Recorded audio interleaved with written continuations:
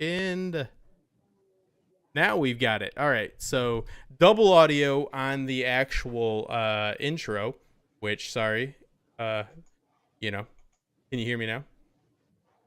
Thank you guys. Can you hear me? Can you hear me? One more time, just for the fuck of it. Thanks everybody for coming by. I'm Justin Thomas from Top Shelf Fandom. I'm here with Heidi from Costume Co. We're going to talk about Dance of the Dragons, the adaptation in the form of House of the Dragon for A Song of Ice and Fire on HBO. We got a new costume designer that has been announced with other cast mates that have been announced, and we got some news about production. April 5th, it's about to start. It's about to pop off. We had to make some last minute changes. Gray Area could not make it. She will be here another time. We've made some adaptations. Sorry for that dual audio on the intro there. Probably run some bells for you. But I want to say thanks to everybody in the actual chat right away. OTDA, the omniscient moderator, Alicia Kingston, AK, always got my back. Episode Club with Mackenzie Burns. Mackenzie, one of my closest friends, and that's why you get the reface gifts all the time in private messages that are probably very annoying, as well as everybody else that's here. Nikolai, what's going on? And Heidi, introduce yourself to anybody that might not know you and say what's up and let them know what you're all about. Hi, everyone. I'm Heidi from Costume Co. I know many of you, and it's really awesome to see you. And Justin and I just finished off doing a live stream on my channel. So we're now like flipping over. I got myself, look, Justin and I have a Tim's. This is a Canadian Tim Hortons. It's not actually Tim Hortons coffee, but it's a Tim's cup, which is bringing my Canadian. What you got? What you got? Excited to pour some. It's actually mint. It's actually mint tea. Oh. It's mint tea. I haven't moved into the drinks yet. I had to. The stress got to me. But as always, I am so happy to be here. This is my first show the other one we just did is the first one we've done for 2021. But on your channel, this is the first one I've done with you for 2021. So happy New Year, my friend. Happy New Year to you. A great person and a great friend and a great insight. So pretty much what we're going to have you do is pull up, you have a plethora of images and you are the insider. I am going to be the layman and I'm going to let you kind of walk us through what you know about the stylistic choices in which they're making right now. Production seems to be happening in 3 different countries starting on April 5th. And we are going to go ahead and just let Heidi take it away with the slides. She's familiar, very much so, with this aspect of the area, being a costume designer herself, and she's familiar with the work. So I'll let you take it right now from here, and feel free to chime in with any questions you have. Because the biggest question I have, Heidi, is it seems like A Song of Ice and Fire is more of a generational change in style, meaning like whoever the monarch is, our regional style, right? And according to like medieval history, you know, things didn't change that much from like the 12th century to the 16th, but they changed. Styles changed quite drastically, but this is a fictional world, whether we'd like to believe it or not, based on a real world. So like, I want to know like how the fashions are going to change overall, but also like, you know, this costume designer, which the name of is? Her name is Jenny Tamim. Jenny Tamim. I was looking for an in on that last name there. Jenny, it's actually spelled Jany, but it's pronounced Jenny, apparently. Jenny Tamim. And but Justin, I'm also I want to hear your input on this too, because even though we know who the costume designer is, and I'll show you a bunch of her work. If any of you watched last weekend, I was on Tony's live stream last weekend talking about this, so I'm going to be probably talking about some of the same things, so I apologize if there's some repetition there, but I'm looking forward to hearing your thoughts on how they're going to approach the show and sort of what you've been reading about as well. So hey everybody who's saying hello to me, it's nice to see all of you. So anyway, so the costume designer's name is Jenny Tamim. She's very experienced. She has she's 72 years old, which I know, may not sound like an important fact, but I have actually been doing profiling on several costume designers, including the costume designer for WandaVision that we just talked about. And a lot of them are in their late 60s and early 70s. So I just want to say, I think that's an awesome trend to see that just actually Myers, who designed WandaVision, she said, one of the great things about being a costume designer is you don't have to retire at 65. You can keep going. So Myers is in her late 60s, the one who did WandaVision.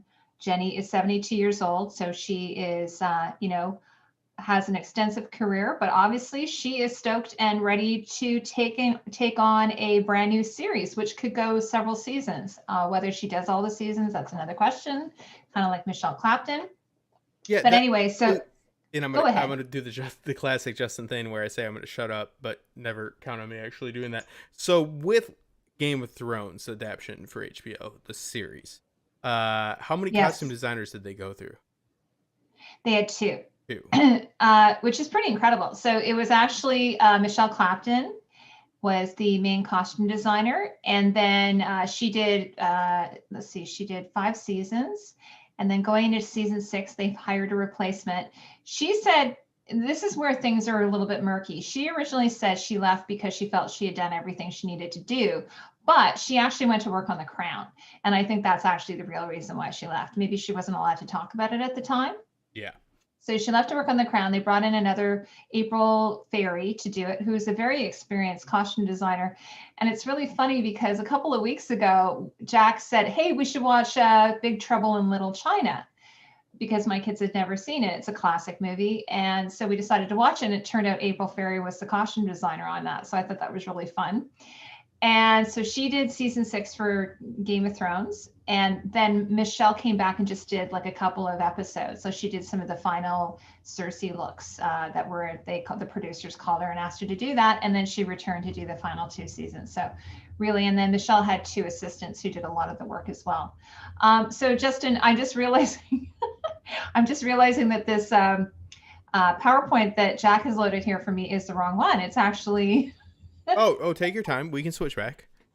We can talk about it quickly. There is a concept designer that they hired, like before they made the announcement that Jenny Tamim was going to be the costume designer.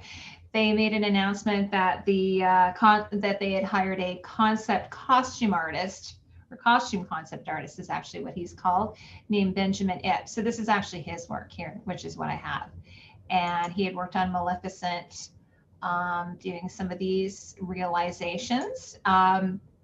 And basically what I explained, the difference between a costume designer versus a concept artist is a concept artist will oftentimes either pre-visualize what the costumes might look like, or what the characters' outfits might look like for the sake of the production. Like for instance, in the case of Ralph McQuarrie, who is one of the most famous concept artists of all time, I would say, for Star Wars, he actually pre-visualized a lot of the characters and the concepts, so that when George Lucas went to sell the movie, I should say, he was able to get money and financing based upon Ralph McQuarrie's drawings. So if anybody knows anything about Star Wars, you will likely know Ralph McQuarrie, because you would have seen everything he's done. It's incredible.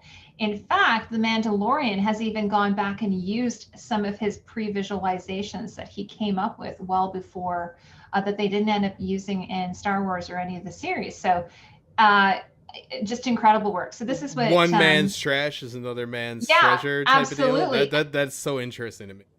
Yeah, and so what Ralph McQuarrie, for instance, did is George Lucas, unlike someone like some designers or some directors are actually excellent artists. Like for instance, me thinking of him, guy who did Alien, for instance. You're talking about Ridley Scott. Ridley Scott is a beautiful storyboarder. Thank you. So Ridley Scott is an excellent artist. So he is able to draw what he thinks. Like, so if he has when he did, for instance, Blade Runner, he was able to sketch out a lot of the stuff that he wanted, like here, and pass it to somebody in the art department and say, make it happen, make it so. Whereas George Lucas can't draw at all. So what he would do is he would use Ralph McQuarrie. So he would describe Darth Vader to him. Like, I want him to have like a veil, and I want him to have like his face is covered. But it was actually Ralph McQuarrie who came up with the idea of having the mask and having it, because he's like, well, if he's in space, he wouldn't be able to breathe. So he should have some type of breathing apparatus. So it was actually Ralph McQuarrie who came up with that. So the concept artists, a lot of the time, do come up with some really cool stuff. But oftentimes it is the costume designer who's just explaining it to them and saying, I want them to have like ermine, I'm a big ermine fan, everyone. I might want them to have like fleur-de-lis, or I want them to be wearing brocades, or like here's so like ermine. a fleur-de-lis is the French chivalric, that is the bead, yes, right? Yeah, absolutely. Like from the coat of arms. And Gotcha. I'm just saying that because that kind of looks a bit like a fleur-de-lis, but it's not. The blue cloak, and here she's wearing ermine. So a lot of the times, and for instance, the other thing I was saying about Jenny Tamim, who is the new upcoming costume designer, she is not really, her art drawing is not her strong suit. She's not really that great of an artist, from what I can tell. You don't have to be an artist to be a costume designer. You can just be a costume designer and be excellent at your job without actually having to be able to sketch. She can sketch to a certain extent. So that's another reason why you might have a concept artist come in. I personally think the reason why, whereas before with Michelle Clapton, they didn't have a concept artist, is that they have brought a concept artist in, is just for continuity reasons. Because this show has 8 seasons of content from before, which is supposed to be, where we were now, but now we're going backward. It will help with tracking, I believe, and with continuity and just making sure that everyone's on the same page. And I suspect they'll probably do the same thing when it comes to production design. So just to make sure I think what I read is Ryan Condal said he doesn't want to reinvent the wheel. He doesn't want everything to be from scratch. So they're going to probably fall back on some of the concepts that they've used before. And I even said that I wouldn't be surprised if they even asked Michelle Clapton, for instance, maybe even to come in as a consultant and talk to the current design team about some of the silhouettes that she's used and some of the influences that she's used, like for instance, the Mongolians or something, or the Japanese, how they used a lot of that. Yeah, she seemingly does. If I could, because I'm asking the chat right now, is what do they think will be the most different as far as aesthetics for the prequel series? Because like I kind of voiced before that, there is a generational change in fashion, right? We kind of tie this with a centralized feudalistic system to the monarch. Like you notice the Kingsguard when we saw, the Tower of Joy depiction. We're not here to debate if that was good or not. Wasn't, but they had different type of armor, and Jorah kind of had like the same type of armor, right? For like Jorah's armor, in my opinion, in the show was more similar to like what Arthur Dayne was wearing. Yeah. Like so, like what do you see as far as them bringing in this costume designer? Because she seems to be more. Is it fair to say she's more immersed in the fantasy aspect of things? Okay, well, she is. I'm not stating that, like absolutely. I'm actually asking. I don't. You're the expert on that. Well, I'm trying to get my PowerPoint here because what I was going to do was try here. Let me stop sharing. Go ahead. Okay, and then I'm going to see if I can get my PowerPoint. So okay, just to give you a little bit of a background, Jenny is her background is Harry Potter. Mm-hmm. So actually the Dragon Demands did a really great episode on it. It's more like urban fantasy is what he describes it as. So inner city urban fantasy, mm-hmm. as opposed to, I don't know how you would describe Game of Thrones, maybe more high fantasy, more the classical fantasy. I don't know how you would describe it compared to Harry Potter. I have not seen, and I know it's blasphemy, but I'm not a fan, and maybe I would be, but I look at Game of Thrones as 13th century armor with maybe it's 70% like 13th century true armor, and then 30% fantasy is how I look at their armor, with a little bit of Eastern influence, especially with the Lannisters' fish scale armor, right? Yes. With the layering on that, like I don't claim to be an expert in it, but I know a little bit about how armor was designed throughout throughout Europe and in the East, meaning Eurasia and then Asia and then so forth. So you can obviously see the resemblance in connection to Dorne in the like say the assassin in the other like caliphates and all that. Like, you know what I mean? Caliphrats. I can't pronounce that word. Caliphates. Caliphates, yeah. But you know, like you have your Middle Eastern with Dorne, and then you have actually the Lannisters take more from a very, very far east Asian, Yes.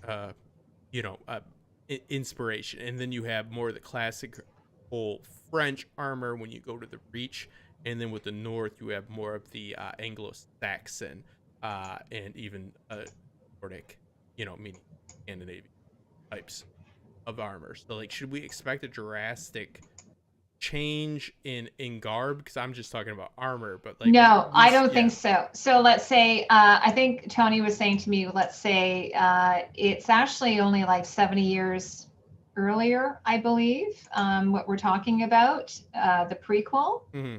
70 years, I think he said, or maybe it was 90, No, maybe it no, was no. 90 years. It's the Dance of the Dragons is 100 in. I'm gonna sound like a fool. I think it's 100. It's more than 90. I want to say. Okay. I want to say it's 180. Okay, so in the grand scheme of things, that's not a long time. Like, Yeah. you know what I mean? Like I was saying, so we're in 2020. So that would be like if it was the late 1800s, let's say. So it's really not like, you know, so this is what I said before. So people are still wearing pants. They would have been wearing pants. Women would have been wearing, you know, everyone would be wearing shoes and hats and coats. And, you know, to a certain extent, the silhouette would have just been slightly different, is what I'm trying to say. Because I think that I looked at Game of Thrones. I can't remember exactly what I dated it. Obviously, there's a blend of periods, but I would have dated it like 1400s, maybe 1500s. So going back, then it would be like 13, maybe 1400s kind of thing. So depending on, it was very loosey-goosey with the period.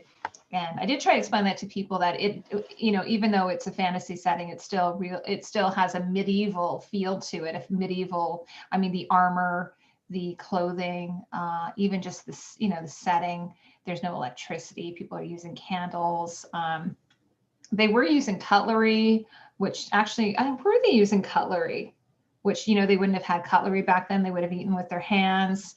They wouldn't have had flush toilets. You know, so a lot of the stuff that we see in Game of Thrones, the way that merchants, you know, the slave trade, the merchant trade, a lot of it goes back to that historical period. So it's the same with the clothing. And so going into a prequel, I think things aren't going to be that much different.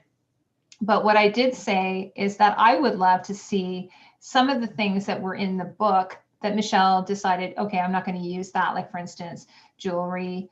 I'd love to see some gems. I'd love to see some Moorish lace. I'd love to see ermine, which is, you know, is oftentimes used in heraldry and coat of arms. And there was one, was it crowns? I'd love to see more crowns. That was the other thing. Obviously, we're going to see crowns because that's a very important thing. Yeah, and we will have two claimants at the same time that are Yeah. residing. So we'll have it. So you have 129 and 131 AC is when the Dance of the Dragons. So I think I was fairly close. Yeah. To Robert's Rebellion, which takes place in 284. And then A Son of Ice and Fire for 298. So what did I say? I said like 130, or did I say 180? So it's over 100 years, obviously. So it's... Now, Justin, I'm just wondering, can you see the picture that I'm sharing now? Yeah, I absolutely can. Okay, so that's Jenny Tamim there, the costume designer. So one of the famous movies that she's worked on is she worked on two of the,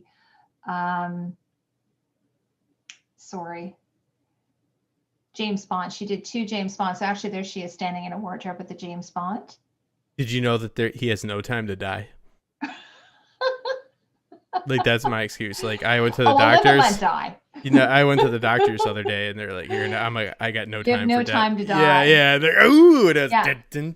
Yeah, no. So anyway, here's a picture. Here's an example of one of her sketches that she did. So compared to, say, Michelle Clapton, who did the costumes for Game of Thrones, like, she's not much of an artist. Like, it's okay. It's enough to get the information across. Like, that's so interesting, because animation these days, you don't need to be, obviously it's advantageous to be an artist, meaning like somebody that can draw, but with the way in which you do animate, and I animate a little bit, I got Very shaky hands. I was about to make a bad Michael J. Fox joke. I'm not gonna make it. Yeah, and a lot of Yeah. the You don't sorry, need go to. ahead. Yeah, you don't need it.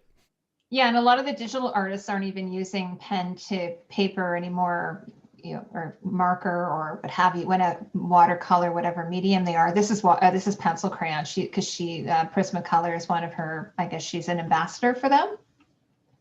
And then you can see here. This is supposed to be what's his name from Harry Potter, the old guy. I've never seen the films, so I don't know. But that looks like an old Anglo-Saxon like depiction of like King Henry II or something. It's supposed to be the old wizard. I can't remember his name. Sorry, guys. In the Harry Potter universe, you know it. Dumbledore, maybe Dumbledore.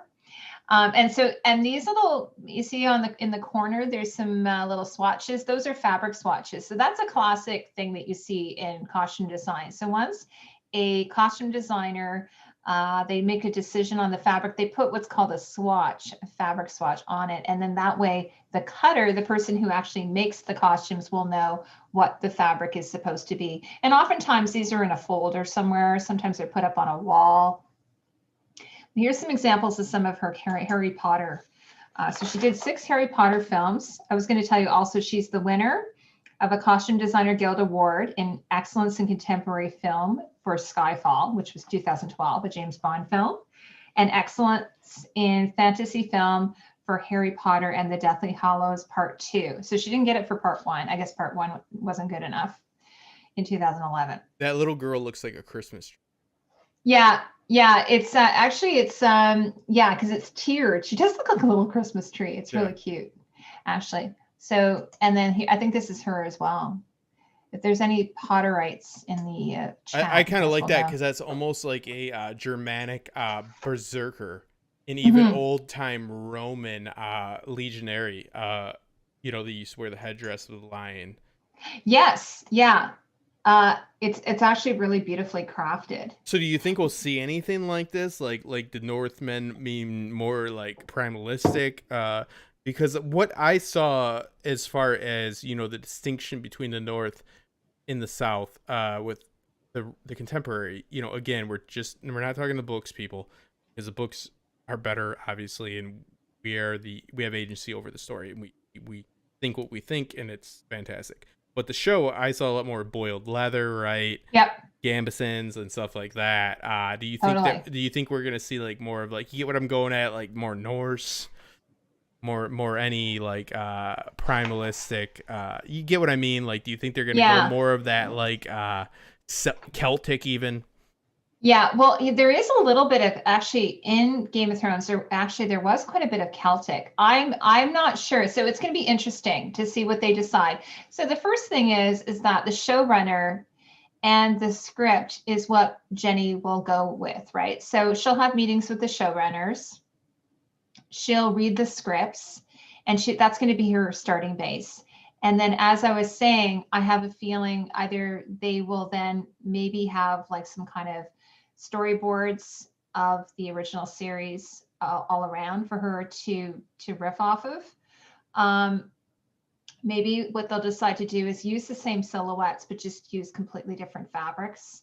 But they're going to have to tie it in somehow, because otherwise it'll look weird. It'll look like a different world, right? Yeah, but in your opinion, though, did they? I know we can't speak in absolutes here, right? But okay, they brought in a different costume designer. Yes. Do you weigh on the side of they brought that in to make sure that the style was at least a little bit different, or that's just contracts? And I mean, I understand the business side. You get what I mean? Yeah, I am not sure. Okay, so originally there was supposed to be another prequel, right? Mm-hmm. Yeah, Age of the Heroes. Age of Heroes that got canceled. So I did see an interview when they asked Michelle, are you working on that? And she said, no, I will not be working on it, but some of my team are. So I know that some of her team were supposed to work on it and then got cut. So then this next one, I don't know if Jenny, because this is one of the reasons why I think they might be hiring her, is that she has her own team. She has a huge team of artisans that would be able to come and work with her. So I suspect that none of Michelle's team will be working on this. So what I think might have happened there, which is interesting because Jenny did 6 of the Harry Potter films. So she didn't do the first 2, but she did the last 6. And then when it came to doing what's that other show called? Which one? There's 2 more of the Harry Potter series, but I've lost it in my brain because my brain is Oh yeah, it doesn't matter. Yeah. Anyway, what happened was they offered it to her, and she said, "You know what? I've been doing this for six movies. I'm done. I don't want to go on and do that anymore." Yeah. So she said, "I don't want to do it," and she went on to do some other projects. So I suspect that Michelle Clapton, who did 8 seasons less that one season, although she did part of a season, doing 8 seasons of a show, I can't imagine her wanting to go back and do any more. Yeah. You know what I mean? Especially if it could go on for another 6 or so many seasons. Well, you want that breath of fresh air. You want that breath of fresh air. She probably wants other opportunities. She might want to work in film. This is what I think. So whereas Jenny, because she's 72, she might be like, I'd like to work in TV. I have been doing films all these years. It would be really nice to have more of a slightly normal schedule, although I suspect it's not going to be that normal of a schedule. But television is a little bit better in terms of being able to have a bit of a normal life. And oftentimes you don't have to go off on location and stuff as much as you would if you were doing film. So she might have just made that decision, whereas Michelle, who's still young in her career, might be like, I want to go off and do motion pictures. So that's what I think is happening. There's maybe a bit of a swapping going on there. You got one person leaving the television world, moving into film, and one person in the film world going into television. So I think one of the reasons why they hired Jenny isn't not just because she's an incredibly talented person, but because she has her own team. She has her assistants, she has milliners, she has metal workers, she has armor makers, she has footwear people, she has dyers and breakdown artists and buyers and all of that at her access. Plus, she has a lot of really great relationships set up with suppliers of fabrics and all that kind of thing. So she's already kind of got her thing set, and she's already in London. So she can probably just set up a shop within a relatively short period of time.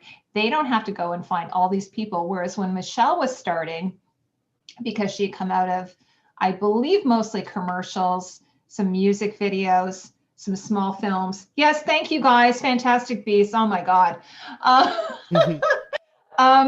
We just came off this other stream and Justin and I were like, didn't have a break. So anyway, no, not trying to complain. I see the big contrast because what we had with Game of Thrones on HBO, the last series, we had the contrast between the North and the South. Now what we're going to have is the contrast between, I would say, probably the Reach, because like a lot of the Greens are going to be mostly Hightower, and very resemblant of that. And then you're going to have, I feel, more diversity within Rhaenyra's camp at Dragonstone. Yeah. So I mean, I think how will they differentiate between that? Yeah, I mean, besides color, they'll be obviously with color.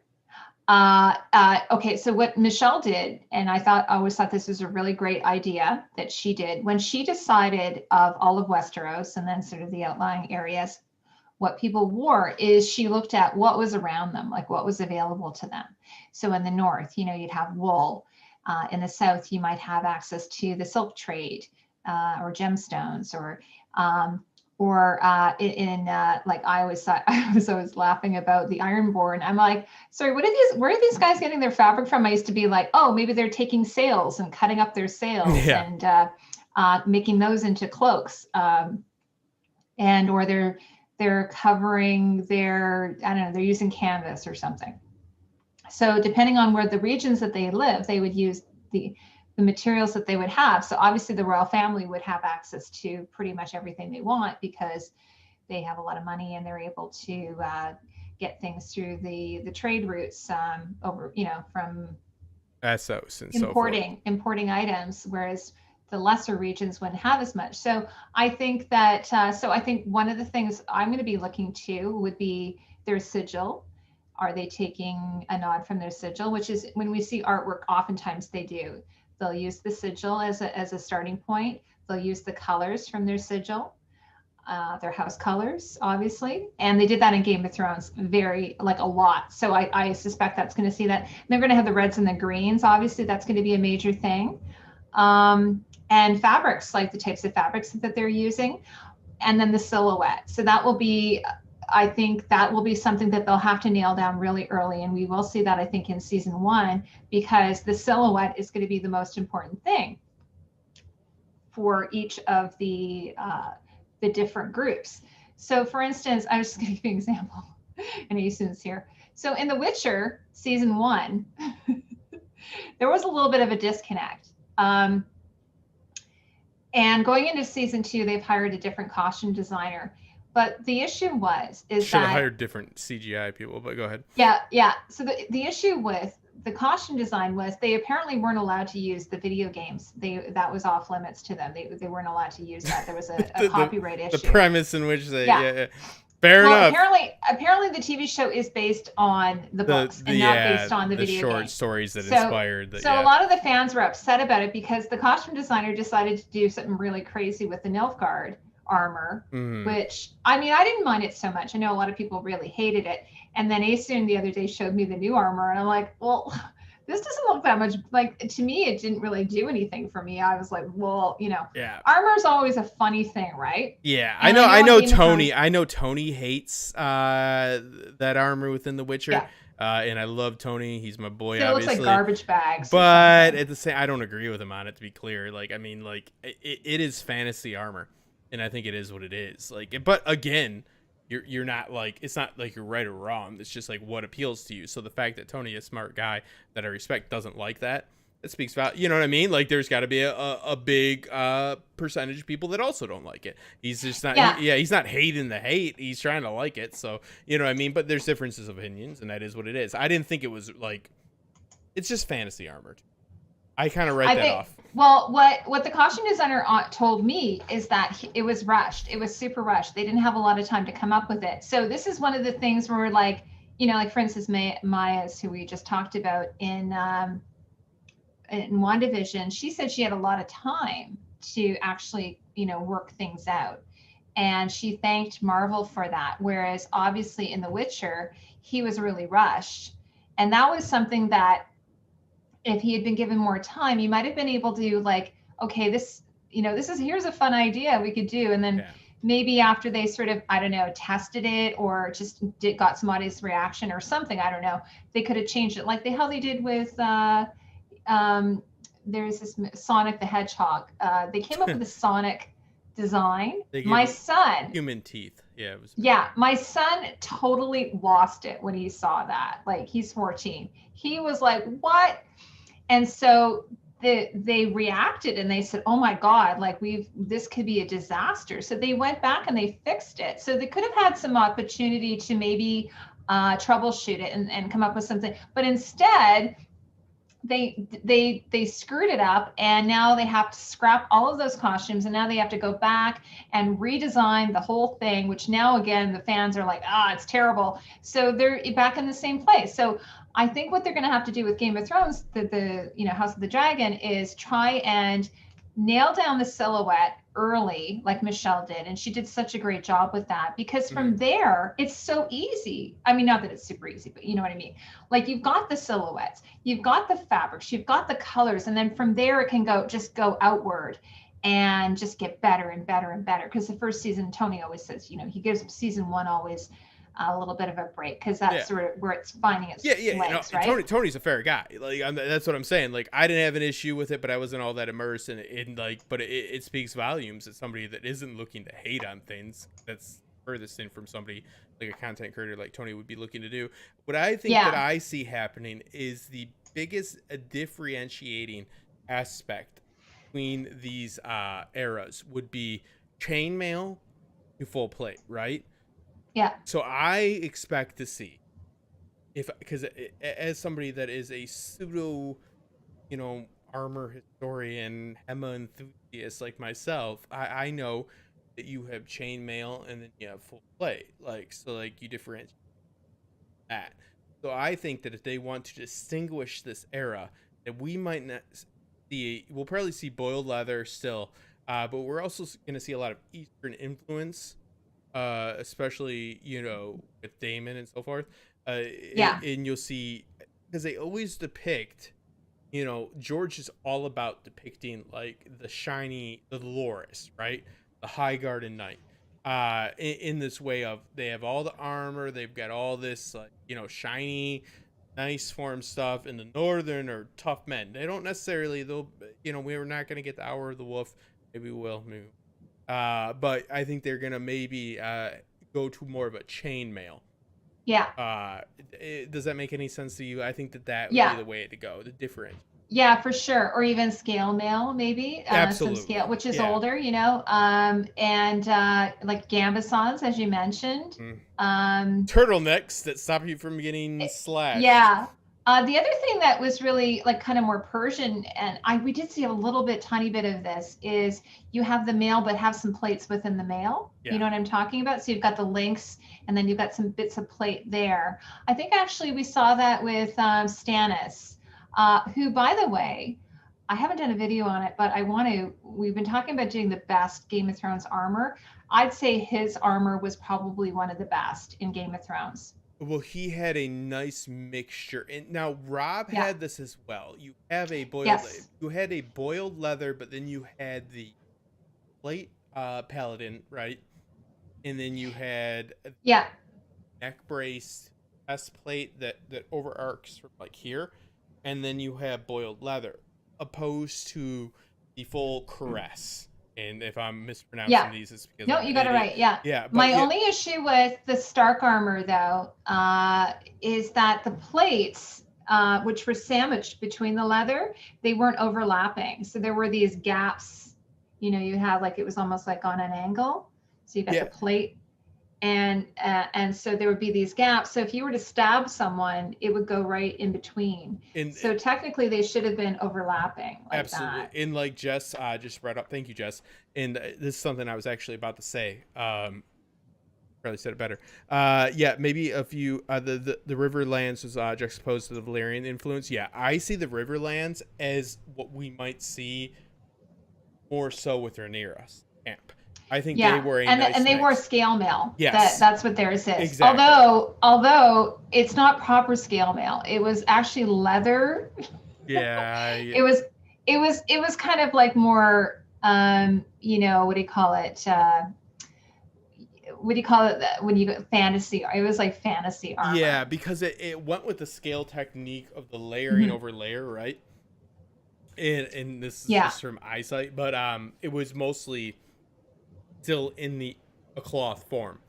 And then they had Yeah, leather. chainmail. Yeah, yeah, They would have chainmail around their neck that would go down across the heart and then across your back spine right there. And they would have, so there was like the Riverlands are the Midlands, right? So like those are always like it's the middle ground between South and North. So I thought George in the books as well kind of describes the Riverlanders as being, because it's that juxtaposition between the Northern warrior and the Southern, and they're right in the middle in the Riverlands. If you live there, shit's always popping off in the Riverlands, and it's just always going down because you are literally in the center of everything. But you have knights, like the Blackfish and so forth. So I see like a lot of. I think that you won't get as much full plate. If I were to do this, that would be the way I. Yeah, no, absolutely. Yeah. So for sure, the other thing is using other materials like rings. We did see that a little bit. Coins. They use like it was interesting. Like I've seen some of the armor, and I never get this right. There's this tribe called the Tinglet. They would used to trade with the Chinese, and they'd get these Chinese coins from the Chinese that they would give them as currency, but then they would take the Chinese coins and make them into armor, which I thought was so cool. So you would see some of that with the trade, or I don't know, maybe bone Talk about or protecting something. yourself with fiscal investment. You're wearing right? your money on your your body. Yeah. Your money will protect you. Sorry. Yeah, but the Chinese coins were actually fairly good to use as armor, and I think they would have punched holes in them, I guess. Or even if you were to use, say, like the Riverland style armor with the scales, you would just you would with like they use leather. You just need to coat it with a coating like the Japanese do. Yeah. And that would make it hardened. And or you could use shells. You could use tortoises or a reptile shell. Any kind of hardened material. So there's lots of different things that they could use. But I'd love to see some scale mail, obviously ring mail, different types of ring mail, and like riveted ring mail. Well, you've seen Vikings, right? I've only seen 2 episodes. But that's it for I today, love Viking folks. armor. That's it for today. And the Vikings, the Vikings, they borrowed a lot from other cultures. So, and then they lent to other cultures as well. I would say cite Heidi season 2 and season 3 of Vikings and look at the Saxon armor opposed to the Northmen. The Norse, and I think that would be more of what we're going to probably deal with, because it's more of this, this is supposedly to take place between the 8th century and, the 1st. It's very varied, but yeah, you have a lot of very applicable to what the Riverlands had, and I think that's a nice middle ground, and I think they're going to want to distinguish a change in, and you want to know what? I feel like they might do that with the cowl, right? Yep. Like the peasants being more cowled. I don't know if that's the proper or termage. tippets. Yeah, right. Like they just or the there's this one hat that always cracks me up. It's kind of like a round hat, like it's very medieval. So it's like a tube, and then it has this thing that comes down. Oh, it's like a Keebler elf. It's like a capuchon, I think it's called. But you might make cookies in a tree. Yeah, if you're wearing that. Yeah, I know exactly what you're talking about. And the other one that I always talk about that we should probably see is what's called the hupalon, which was in his name. Littlefinger wore a version sort of a hupalon, but that would be something that you would see noble men and women wear, which is like an overgown. Yeah. And it oftentimes would have sleeves that would, dag sleeves, like different, like shaped like leaves. Or just spikes, and then it would be long and it would be belted. And you have every time you watch a medieval show, it always has these long gowns. And then we'd have jerkins, which are a short jacket that men would wear. And we also have dragon ride. So we're going to see. Yes. So what is that? Where we're going to see? I am always up in arms about this. I'm thinking, realistically, I have a sword right over there. Don't make me get it, people. Had a hard day, I will get that goddamn sword. But would I wear more armor? Yeah. On Dragonback? The heat would boil me, so I'm thinking but then the leather would melt me. I don't know. So it's like it's funny because I was talking about this. I don't even know when it was, Justin, if it was you or not. So when Tony and I were talking, I said, besides crowns and ermine and mirror slays, the biggest thing that really annoyed me in Game of Thrones is that they didn't wear any armor and there were no saddles on the dragons. Yes, they should have addressed it more like learning how to ride a horse. Yeah, and no armor. And it was funny because I said there was this movie, I think it's like a DreamWorks movie about a guy who is a dragon rider. What's it called? It's like a cartoon. There's a man with a dragon. Yeah. It's you guys in the chat will know it's an animated movie about a guy anyway, well, he does this little simple thing where he takes I think he takes leather and then he coats it with some kind of paint, and then he holds it up to the dragon and the dragon breathes on it, and it makes it like it's like a bull fighter, right? Well, it's like he's making armor. He's making armor, and the dragon is like breathing on it. So basically, he's cooking it like a kiln. Like it's almost like if you take say ceramic and you put a glaze on it and you stick it in a kiln like 1,000 degrees, it becomes like a glass. Like it becomes, and then so by him doing this, it becomes almost like a dragon glass.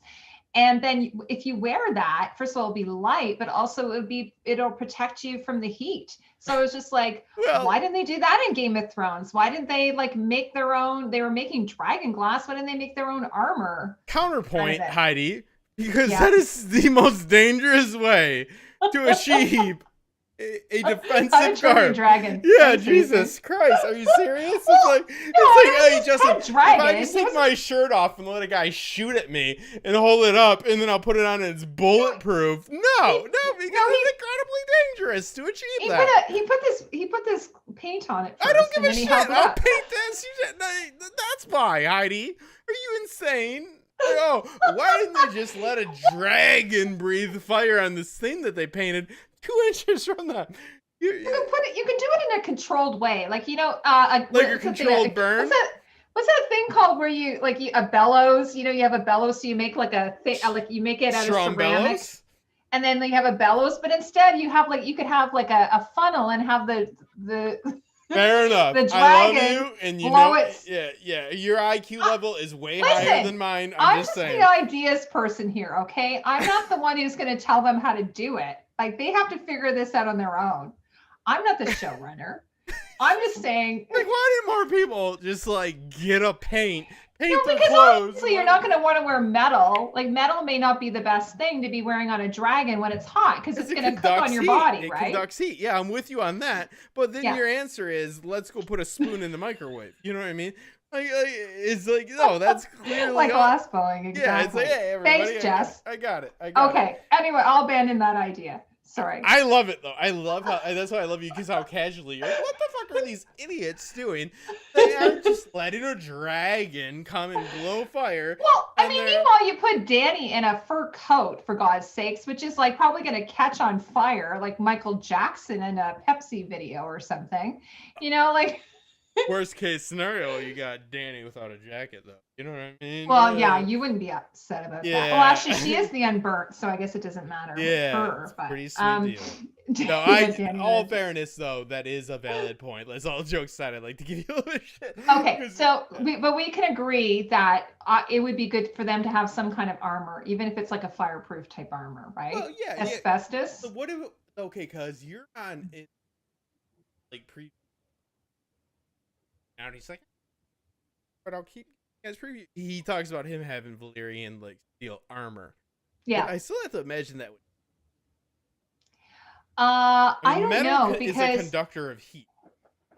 Valyrian, I read it's actually okay. I don't have my notes in front of me, but there is some kind of special properties about Valyrian steel. So it is possible that it is it is heat proof. Is it? Let's ask the chat. Ladies and gentlemen, let's ask the chat. You guys in the chat tell us, is Valyrian steel heat proof? Yeah, come at me hard. Because hey, here's what I'll do to get them to come. I think it's not stupid. You think it is? Now those. He's just doing that to get some. He's just saying that because he wants. I'm goading. I'm goading it. Yeah, but I don't see why it would be. To be fair, it would still conduct heat. Yep. Mackenzie says that would be pretty hilarious if we were to say, "Hey, Drogon, can you petrify this shirt for me?" It's like, come on there, fella. Yeah, but it almost reminds me what you described it first. It's like, you know how you hold up like a red cape for those stupid bowls? Yes. Idiots. Those bowls are so. And we hold it up and get them so it's like one of those type. So it's like, yeah, but it's like I guess. Are you talking about like you're talking about bullfighters? Yeah, Matador. Yeah, I guess like Quinnen would know if he's. You know what I mean? Well, yes, heat proof except for dragon fire. How does that make sense, Jess? I love you, but how does that even make sense though? Heat proof. Well, I don't think. I mean, obviously, if you're on a dragon and you get in another dragon, has flames at you, I think you're going to be dead, even if you're wearing really. I think the idea is more just to protect you from falls and from being knocked around and that type of thing, right? My understanding of Valyrian steel is it's incredibly strong and sharp and durable. It has nothing to do with the conducting of heat, by the way. But I think it's actually been forged in like dragon fire, has it not? Fair enough, but if it's been forged, meaning it forms in that forge, doesn't make a difference to how it conducts throughout your humanly body. My point. It's not like it's not absorbing the heat. It is, but it's not like, I don't know. Fair enough. It's heat and cold proof. So it's like, okay, so Alicia Kingston, one of my good friends in the community. So it's kind of like North Face here. right? It's like the North Face Like North Face, right? of armor. Yeah, it's good enough. It's got. I used to work. Oh my I was God. a sales manager at Sports Authority. I used to tell people that shit would do anything. Up in Detroit, but yeah, it's good. Good up there. North Face, they got you. Pay me $60 It for can that. be unmade with Dragonfire. Yeah, it could be unmade with Dragonfire because if that's the hottest fire. So I think the idea is if you get scorched by another dragon, you're fucked. So what about a Valyrian steel condom? If I'm looking to um, intermingle with the dragons, because they're just as smart, if not smarter than you. So I'm just saying, not be safe. No, we'll say that well, for only another if there's time. consent. Yeah. Well, no, I hope Only it if goes there's viral. Me saying consent. it. You have to. Yeah, it's you can't do that unless there's consent. I think if a dragon is a didn't dragon want it, able to consent? I think that I think it's maybe not able to consent, but if it doesn't want it, it's definitely gonna. It's gonna let you know. Yeah, I think it'll let you know. It's gonna let you know. Yeah, it's gonna. Yeah, That for shit, sure. That ain't going down. That's gonna be. Okay. So My 4,000 sub mark is done now because the rape of dragons. well, yeah. Oh, by the way, okay. So I mentioned in the other live stream that Jenny had designed costumes for the closest I've seen her doing anything medieval was the one called The Boy Who Would Be King that, as I mentioned to you, I watched last night. So Jenny designed the costumes for this sort of like Merlin-esque. It's sort of a like an Arthurian. Arthurian tale, and Sir Patrick Stewart's in it, and Rebecca from Dune. I can't remember her last name, Ferguson. It was really, really good. So there is like she's done a really great job of this, I thought, actually, because it's funny because it's kind of got a bit of a Harry Potter thing to it because you've got school kids, so you've got them in their school uniforms in England, and then she's got a bit of mixture of medieval armor in there, but it's humorous how they do it. And then Merlin basically arrives like on Earth and he has to take some clothes from somebody. So he takes somebody's Led Zeppelin shirt. So he's sort of wearing that. So she's mashed up. It's really funny. So she's mashed up some and Morgana is kind of like the three-eyed raven. Like she's basically like living in a tree and then she kind of pulls herself out of this tree eventually with all the roots and everything. So it's kind of a fantastical design with some Arthurian elements in there. So that was probably the closest of her work that I've seen to anything that would be Game of Thrones like. But because of a lot of her work that she's done on Harry Potter, which is really, really creative, I think some of that stuff will, I think if anybody's seen some of her work there, they'll have a pretty good idea of what she could bring to the table regarding the new series, House of the Dragon. Yeah, I think that it's going to be, they're going to have to walk a thin without it being too fantastic. I'll use rounded it with the high towers. Like the people they've casted, especially for Otto, right? Like, yeah, those are clearly people that have never been in any role. Now there is casting in turnaround for somebody, but I can just tell from that Otto Hightower is not going to be actually going to be liked, but I think she's going to. I would have actually expected, if you get what I mean. Like I'm saying that I think they have set that character up with the casting to be. I don't want to. I already said the thing about dragons, which but yeah, Alicia said let's not talk on that. She doesn't want to talk about dragon rape anymore. They would let you know, Alicia. Alicia doesn't want us to talk on that. No, I know, but I'm not going to go. It's triggering.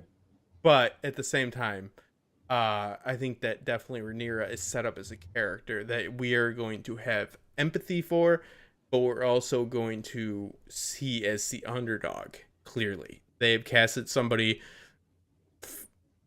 for Alicent that is far more aesthetically appeasing, and that's a fact. Appealing. Appealing. You said appeasing. Both. But you get what I mean. Like they're going the route of. She's very young, I thought. They're going the route of I think it's weird the way they casted it, but the route they're going is pretty girl being manipulated by sinister Otto, going against Rhaenyra, who looks a little bit. Yeah, I mean, she's a beautiful woman. I think, but I kind of get the idea that Alicent is more manipulative Yeah, than that. She's not. I don't think she's completely being. I think they're I think setting Rhaenyra up to be an underdog. Okay, that's interesting. Because of the casting. If you look at what they've been in, if you look at the aesthetics, that's what they're going. Because Otto Hightower is a manipulator.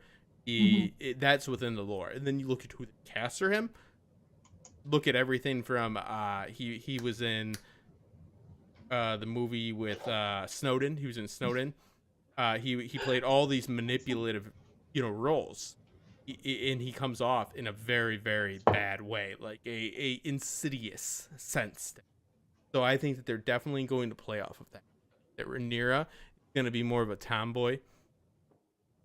By the way, have you seen, is it Seekers? Have you seen that? No. You would love it, I think. The actress who's playing Rhaenyra she's in that. Yeah. I mean, first off, they're all beautiful. I'm not saying they're not, but I'm just saying that you can tell aesthetically through the roles in which they played what their strong suits are. And there's always that wild card where they're going to change it up. But I think it's very obvious that, because I think the casting of Alicent was very surprising for a lot of people. Because like you said, the youth. She's very young. Yeah. Compared to, because, and I think that also, Alicent, or sorry, Rhaenyra is supposed to be like full figured as well. She's supposed to be voluptuous, after having babies and things like that. I'm not sure what point they're starting at, but like Alicia says that they're both, like they don't need to use casting for that. Rhaenyra was already the underdog because she was just a woman, which is true. Like, so there's already that misogynistic approach to it. But I'm just saying that they want us to root because you're going to see. I hope they don't make Alicent like devoid of intelligence. My point. You know what I mean? I don't want her to be the mean girl. Yeah, that would be, because after Game of Thrones, I was kind of getting tired of them pitting women against women. Like that was just sort of becoming annoying. And because that's very misogynistic to have Otto be like whispering in her ear, right? And have her just be this vessel for this nonsense. That's what I'm trying to get at. So I see them as kind of pitting Rhaenyra. Because if you look at some like the casting photo they showed for her was very misleading. She kind of had a mullet, and she still looked good with a mullet. So props to her.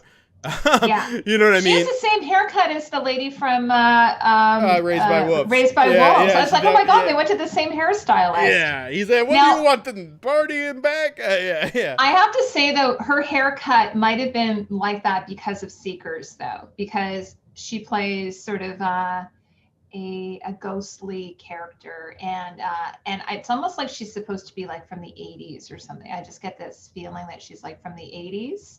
So there's like this, because I noticed that when I watched the show, I was like, oh, what's with her hair? Yeah.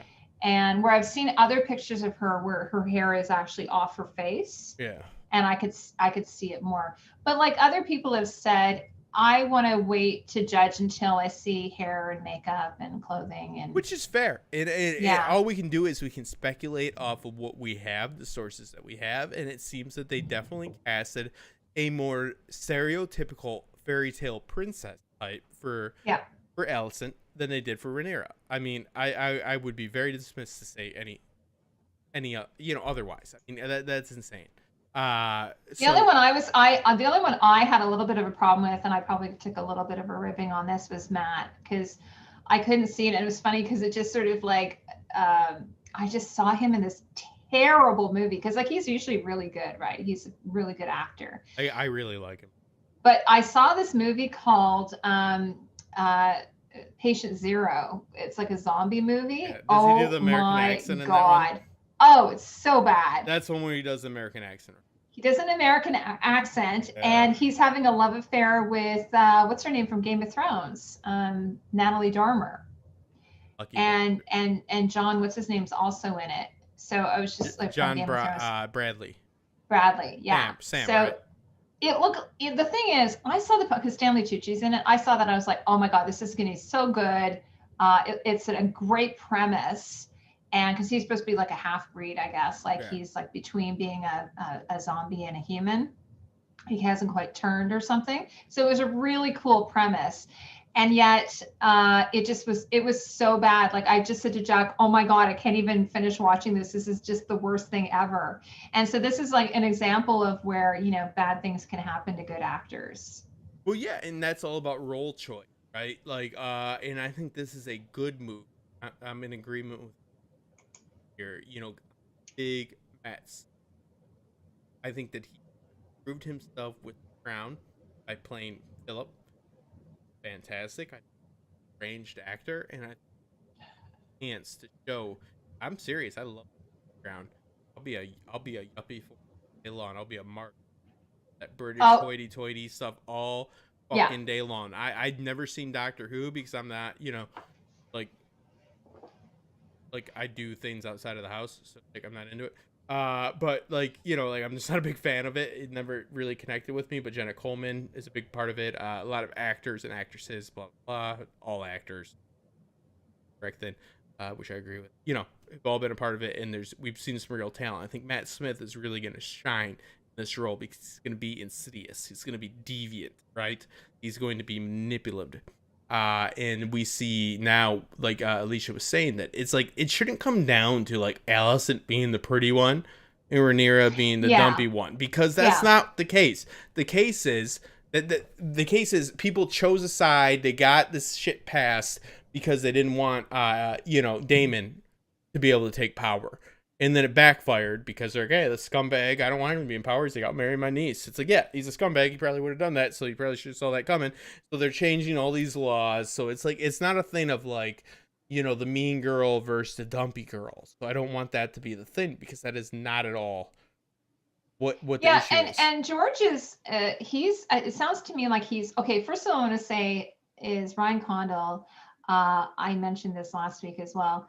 Is that he did that series he did about the aliens? I loved it.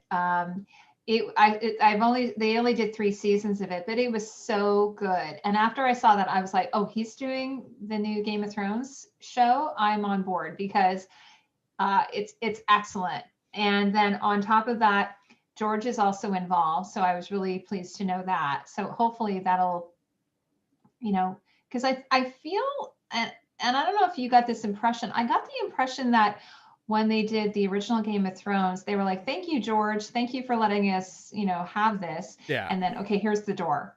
I kind of got I mean, I know they let him write a couple of episodes early on, but then I kind of felt like later on they kind of pushed him aside. Did you feel that? Well, I mean, it was his own choice to take away. Maybe And, it was his choice. yeah, and I reached out to Stephen Kelsowitz, who one of the leading trademark and property lawyers in New York, and a gentleman that I've had on a few times that wrote the book on The Simpsons and on Good Morning America.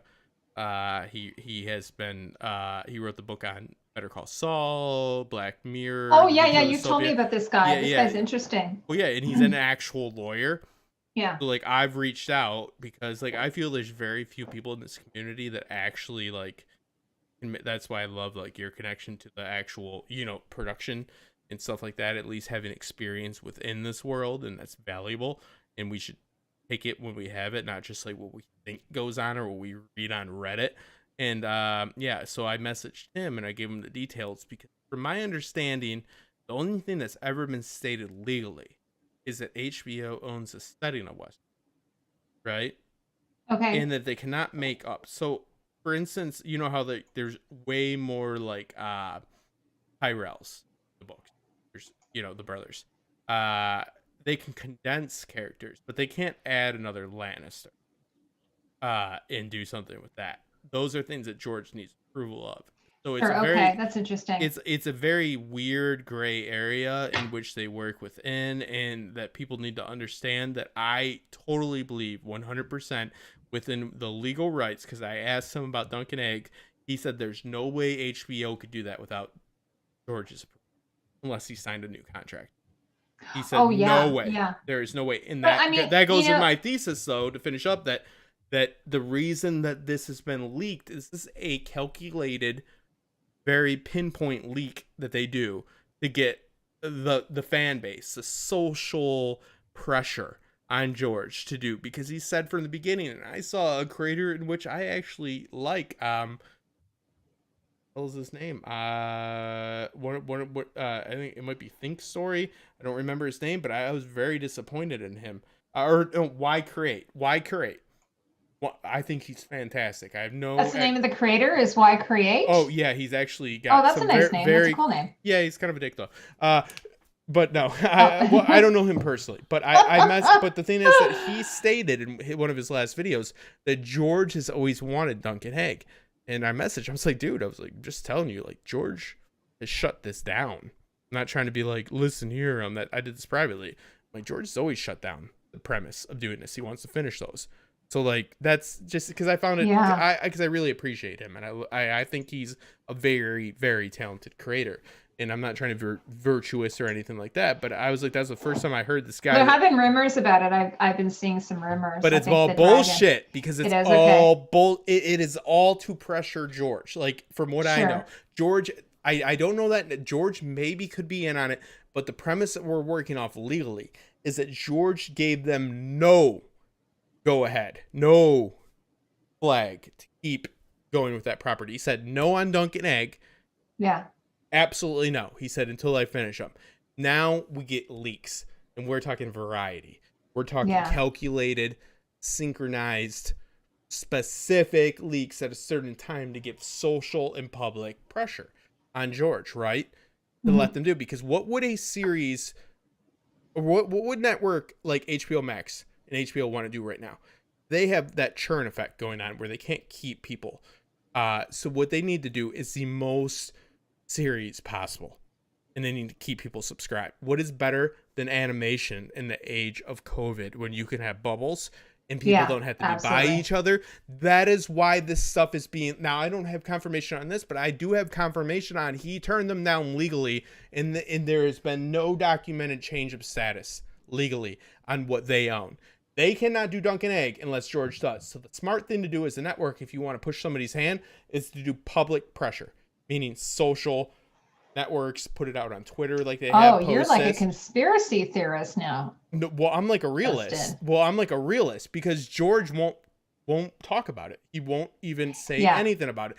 So if you he doesn't technically have to have it finished. He didn't have Game of Thrones finished. He still doesn't have Game of Thrones finished. No, I know that, but he turned it down, saying he won't do it until it's finished. And now they need things during COVID to keep them alive. And they start leaking things to the press. It's not, I'll give you, maybe it's half conspiracy, but a lot of this makes a lot of logistical sense. But I thought there was one about Robert's Rebellion as well. Also bullshit. He also said no to that. So so when people come out and say that George, because in the video they say, why would HBO not want to do something that George has been pushing for? That was their exact quote. And that's when I'm like messaging. I'm like, dude, that's not like George literally shut it down, because 3 years ago when I first started my channel, one of the first videos I did was Duncan Egg would be the best series to do. But then George shut it down. Absolutely. George shut it down. So the biggest thing is to push his hand, because you own the scenario, you own the continent of Westeros, but you don't own the specific stories within, which is so vague, it's fucking crazy. But it's insane to think that this is nothing more than a power play, because it's the court of public opinion and pressure on George. He does not want to fall into the situation that he has before. Until he makes another statement, I don't believe it. I think it would make sense. I would do that to George. If I was working for HBO, I would do exactly what they did. I would leak it to Variety. I'd leak it to the foreign press, and I'd get that on the Hollywood Reporter, Variety, IGN, and the whole gambit. And I would have them at his throat, because George would have that big check flash in front of his face, and he's a human being. I can't imagine like money really matters to him. He's probably got a shit. He's a human being. Well, what's he going to do with it? Like, he lives in a modest house. Like, it's just him and his wife. Well, everything's a fairy tale. Like, but all I'm saying is that he said. I think he already owns the lens. I think he already owns the lens from 2001: A Space Odyssey or something. Well, yeah, he built like a modest like New Mexico home, or something like down the street to do his writing. I agree. But no, it makes more sense that that's what you do. If I was in the position of the network, I would have public pressure. Meaning to I show. think this is my hot take, by the way, and I saw a video about this the other day, and I think this might be true. We could, like, he could be facing some overexposure as well. I think there might be not enough want out there by people, like all these, Game of Thrones properties. So he could face overexposure if they're not careful, I think. Well, George is a human being, like you said. What would he not want the money for? But what would he not want to please the people that want his art? So when he sees the outcry for something that we've actually wanted, like Duncan Egg to me is something I really do want. But I also appreciate that he doesn't want to do it till he's done with the series, because he obviously has an issue with finishing his work, which is fine. He's an artist, and the gardening works fine until you want to fucking go for the harvest. And I think that the Duncan Egg could come in intervals that would make sense, especially since it would work best in an animated medium, which would be ideal for COVID production. I think so everything points to me as an HBO executive. I would leak to the press, this is what's happening, and Variety runs with it. Hollywood Reporter runs with it. IGN, like I said, Nerdist, everybody runs. Get dickheads on YouTube that I didn't think were dickheads, even though most of them are, start saying that, oh, this is what George always wanted. Why did HBO? It is literally turned from creators that I thought were very informed to saying, I don't know why George didn't do what, the network wanted him to do. I'm like, no, dude, like, it's the complete opposite. Like, he said no to it. That's why it hasn't happened. Yeah. So, like, that this happens in the UFC all the time. And we'll end this here in a few minutes. But this is called public negotiating. Fighters put out on Twitter that they want to fight a certain guy, and they want to make a certain amount of money. They get a fan, voice, a fan presence, pressure to the UFC. So people want to see Colby Covington versus Kamaru Usman, John Jones versus Israel Asandi. You know what I mean? Like, that's what they do. They have to provoke a fight. And it's the same business, situation when it comes to stuff like that. So, like, it's shady as fuck, though. George explicitly stated. Justin, I was going to say, speaking of PR, there's a really great show with Anna Paquin about PR. Have you seen it? Where she's like this. Anna Paquin. Yeah. It's really good. It's on Prime, and right? It's actually historic. I think it's on Prime. Yeah. And I think it's actually feels like it's based on some true stories. In fact, it was funny because there was a situation that came out the other day about Kristen Stewart. I think not Kristen Stewart. It's one of the girl from The Good Place, and her husband, Zach, something or other, has problems with drugs. And they came out with some kind of like, we're sticking together and we're stronger as a couple. And he's like, oh my God, it's like something right out of that TV show. Yeah. About her dealing with all these crazy situations. So yeah, they show stuff like that where they're like, we're going to leak this, and they have people that can call up and manipulate, Well, look at what, like, honestly, look at the atmosphere within fandom in which we live in. We live in what is known as participatory consumerism, meaning you just don't eat Frank's red hot sauce. You'll murder a motherfucker if they don't fucking like Frank's hot sauce. Like, you are a participatory consumer. You participate in the brand. You're not just an advocate for it. It embodies you with a hash. Yeah. Now take that to Story, which we cite Story for Life. And this is why this fandom is so powerful, and it can be used in the wrong way. The best way to manipulate people is to get those people on board and have them do a push for what they want. Because, I mean, look, Chuck got like 3 more fucking seasons, right? Like, all of these like actual properties that, and I think that's pretty cool that happened. I don't like Chuck. I like that the actor, Stephen Levi or whatever his name. Yeah, it's funny. I never liked him until I saw Shazam. Yeah, pretty good film though. Yeah, and I great saw, film. Actually, he's great in The Marvelous Mrs. Yes, Maisel that's well. where I fell in love. But yeah. you harness that power, because when we support something these days, this means more than just I like it. It's a social status. When people are misogynistic, when they're racist, we rightfully so speak out against these people, right? Yeah. And we defend what we believe is ethical and right. no matter what your stance is. But you put I'm just gonna, by the way, I'm just gonna say I'm gonna bring Alicia around with me every time I do a live stream, so that when I can't remember things, she can just help me remember. Well, yeah, AK is the I best. don't know what it is. Like, especially now that I've hit my like 50s, I'll be like, what is that thing called? And like I'm like super mom brain, you know, where It's I can't on the remember television. No, but like, you know, for you know that show? It's like the man on the television told me. he's so handsome. Yeah, in the middle of my pompous righteous speech, you know, like I don't believe in all of the protesting and all of that, but I do believe in the power of a voice. And really, at the end of the day, it's irrelevant whether or not you think something's just or not. The public appeal, the market is dictated by what people want.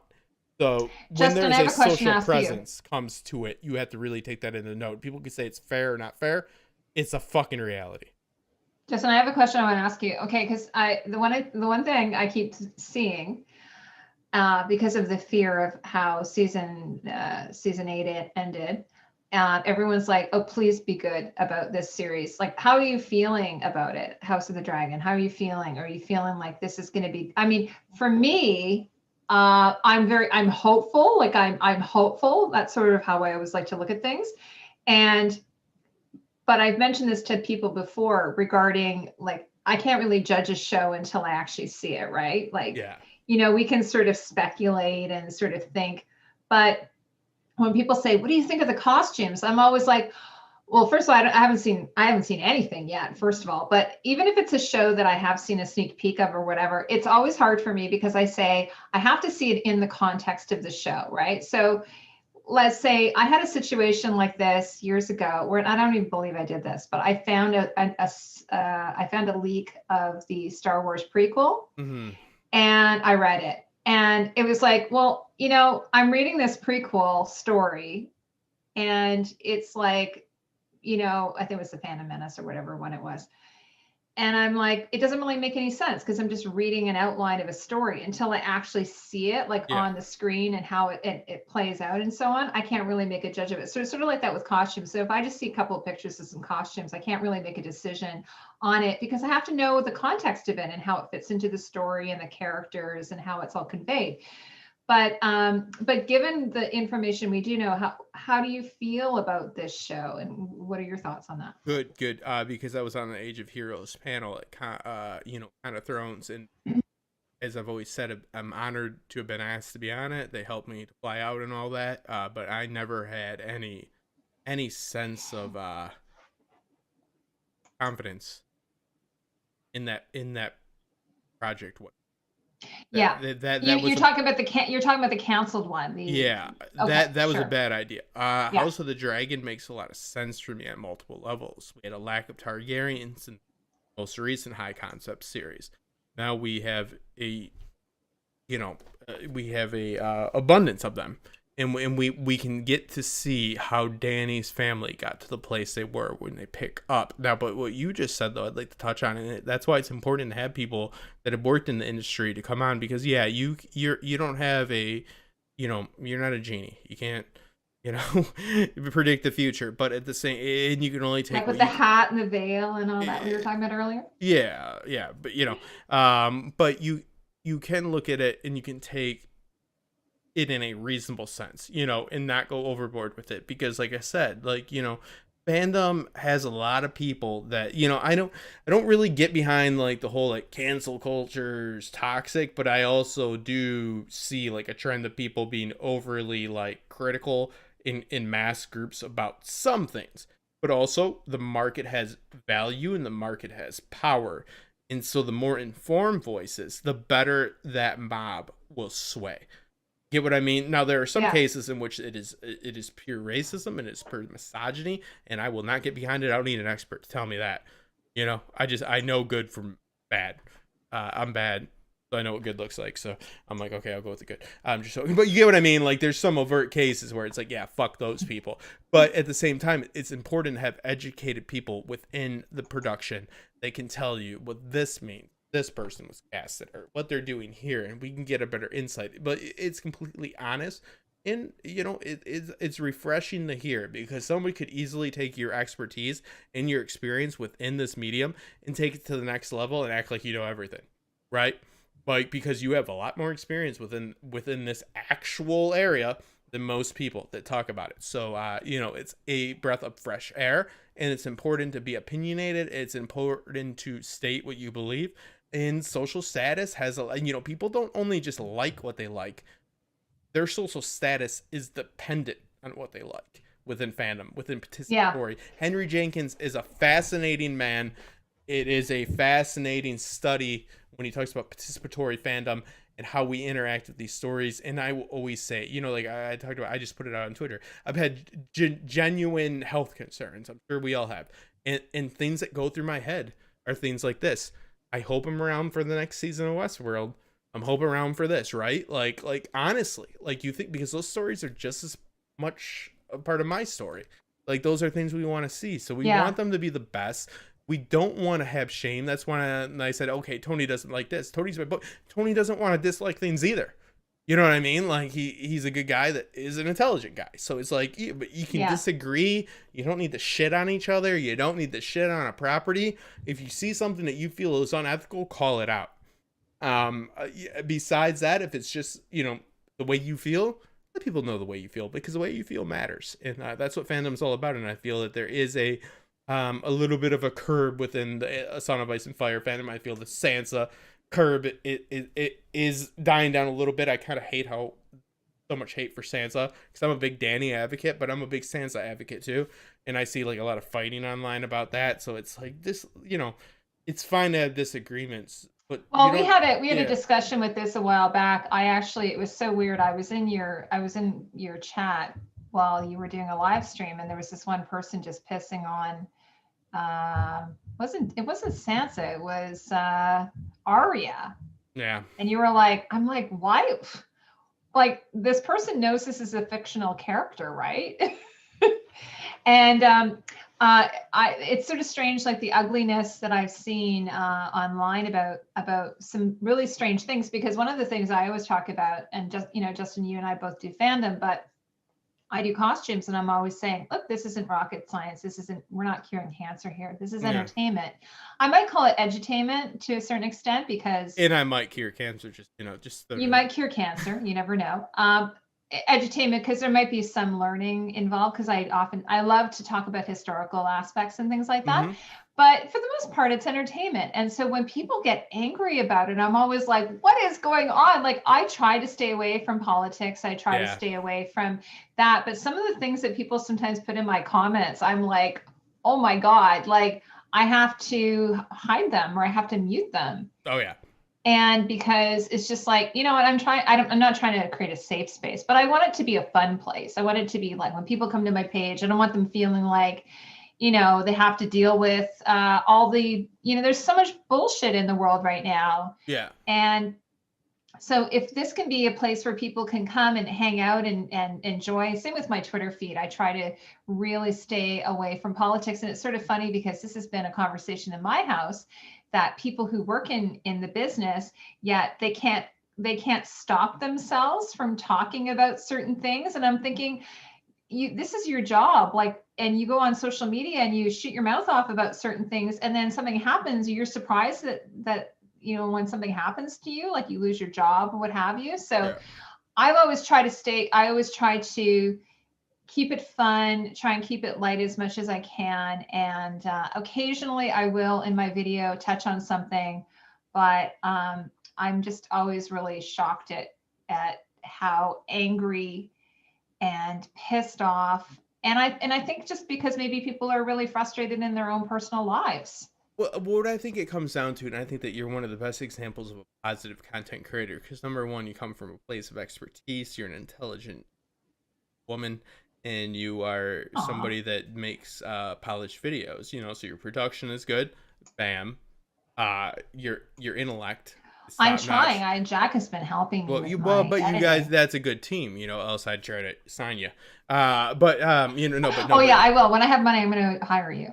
No. You wouldn't need to. Jack is all you need. But you have that comfort in that creative team. That must be fantastic. And I really, If you guys don't know who Jack is, it's my husband. yeah, My her husband does husband's a video. fan-fucking-tastic guy, and he's a Yeah. talented guy. And no, you would never need to hire me. I just want to say, by the way, I just want to say hi to Cardinal Doomsday and Fandom D Saint. It's so nice to see you both. No, and to close it up, yeah, no, it is lovely to see David and Cardinal in there. Is that it's okay to disagree because we can't have it both ways. We can't say stories are so powerful that, if we get health scared, that I think, oh, hopefully it wins a winner or the next season of Westworld or something like that, and then dismiss the negative effects of that from people that get so, because that feeling, you love hard, you hate hard, and I get that on a primal level, but at the same point, you don't need to be combative with people.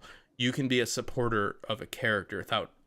I hate when I have to explain to people why you can like Sansa and Dany at the same time or something like that. It's like you don't need to shit. You don't need to shit on people. Like, you don't need to do that. Like, but also I won't disregard. I won't go to the go-to is always like, it's just a fictional story, right? Like, then it's like, oh, why are you guys so mad? No, we can't give it that much power and then state that, oh, you should. No, the power goes both ways, so I understand that, but also understand you have agency over the story, and the story is there to make you look at different perspectives and is make you enjoy it. And you definitely shouldn't try to strict joy from people that have found joy in it, because we all know that these are the stories that we go to fall asleep, to feel better, to de-stress once we ran out of Xanax.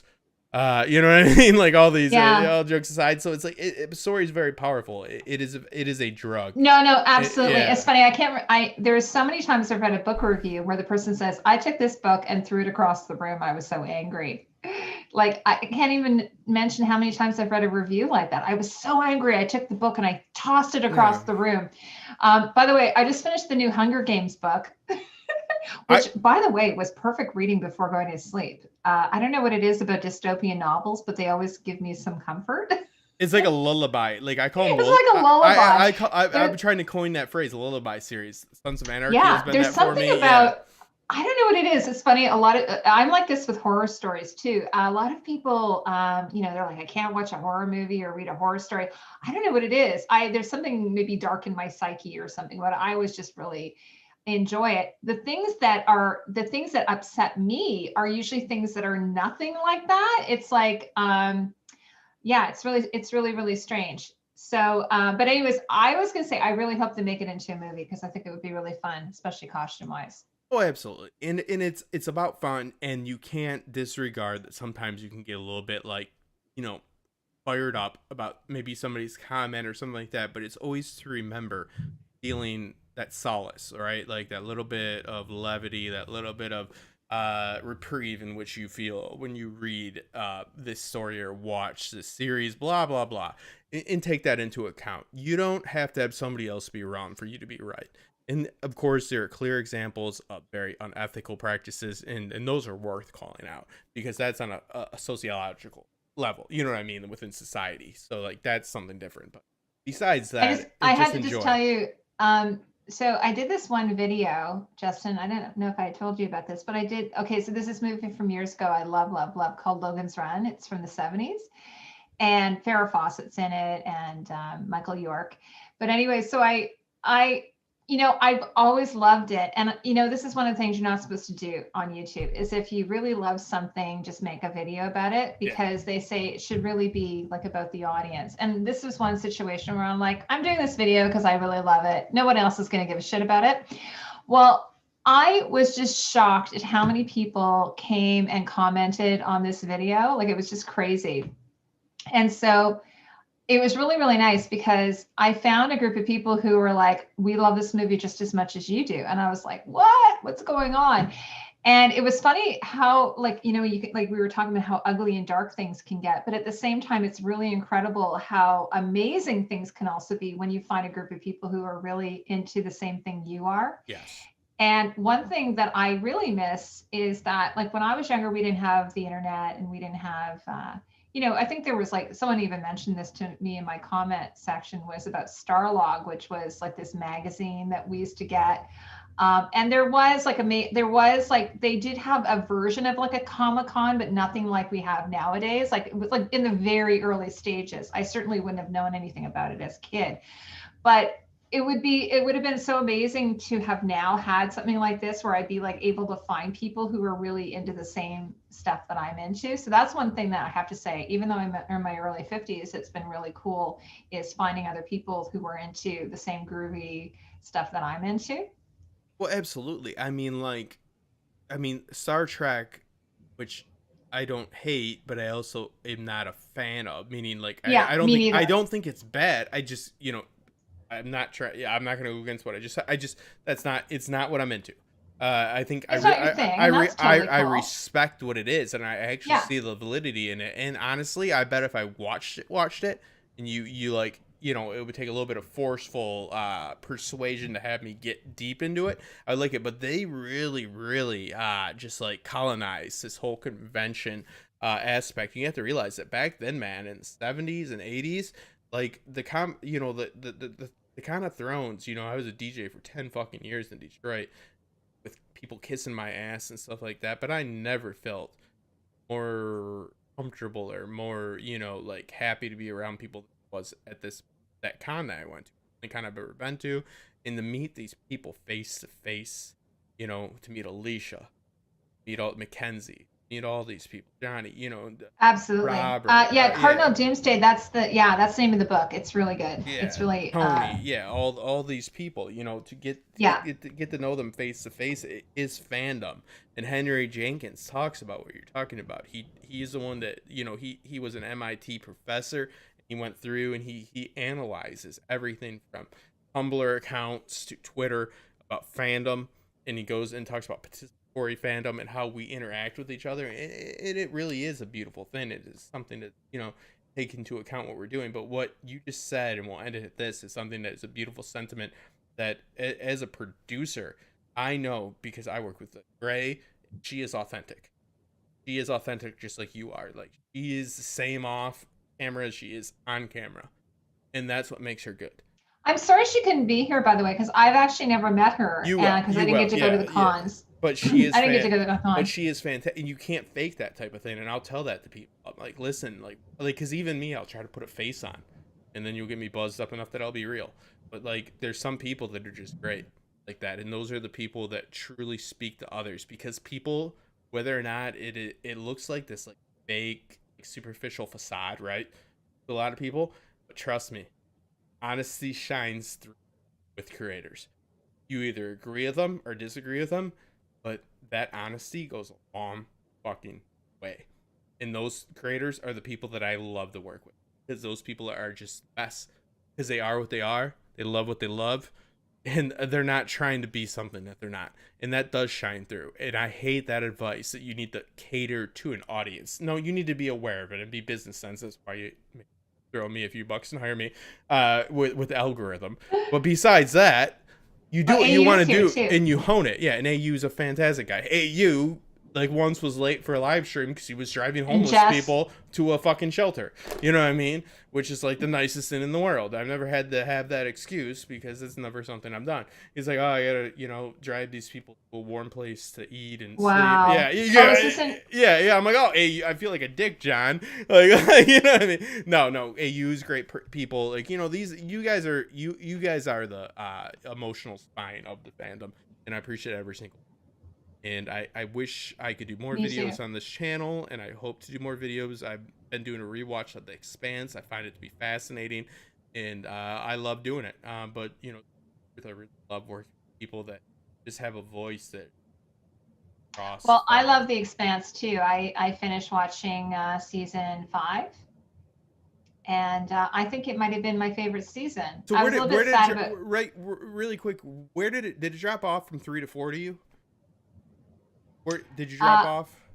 my interest in it. Yeah. Oh no, I've been watching it all the way through. No, but I I mean, didn't. like, did you drop off though, like with its appeal? I've heard that season 4 there was a drop off. Oh no, I love season 4. Okay. Yeah. I think season 5 might have been my favorite. Okay, so it kept getting better. Yeah, no. So yeah, I've heard there was a little bit of drop off, but I'm fortunate. I have Jack sitting next to me, and he can explain it to me. It's what I would call like heavier science fiction. I tend to normally be where my science fiction is. I tend to be more into like the Fifth Element type science fiction. oh, like Chris Tucker. Yeah, we'll get him.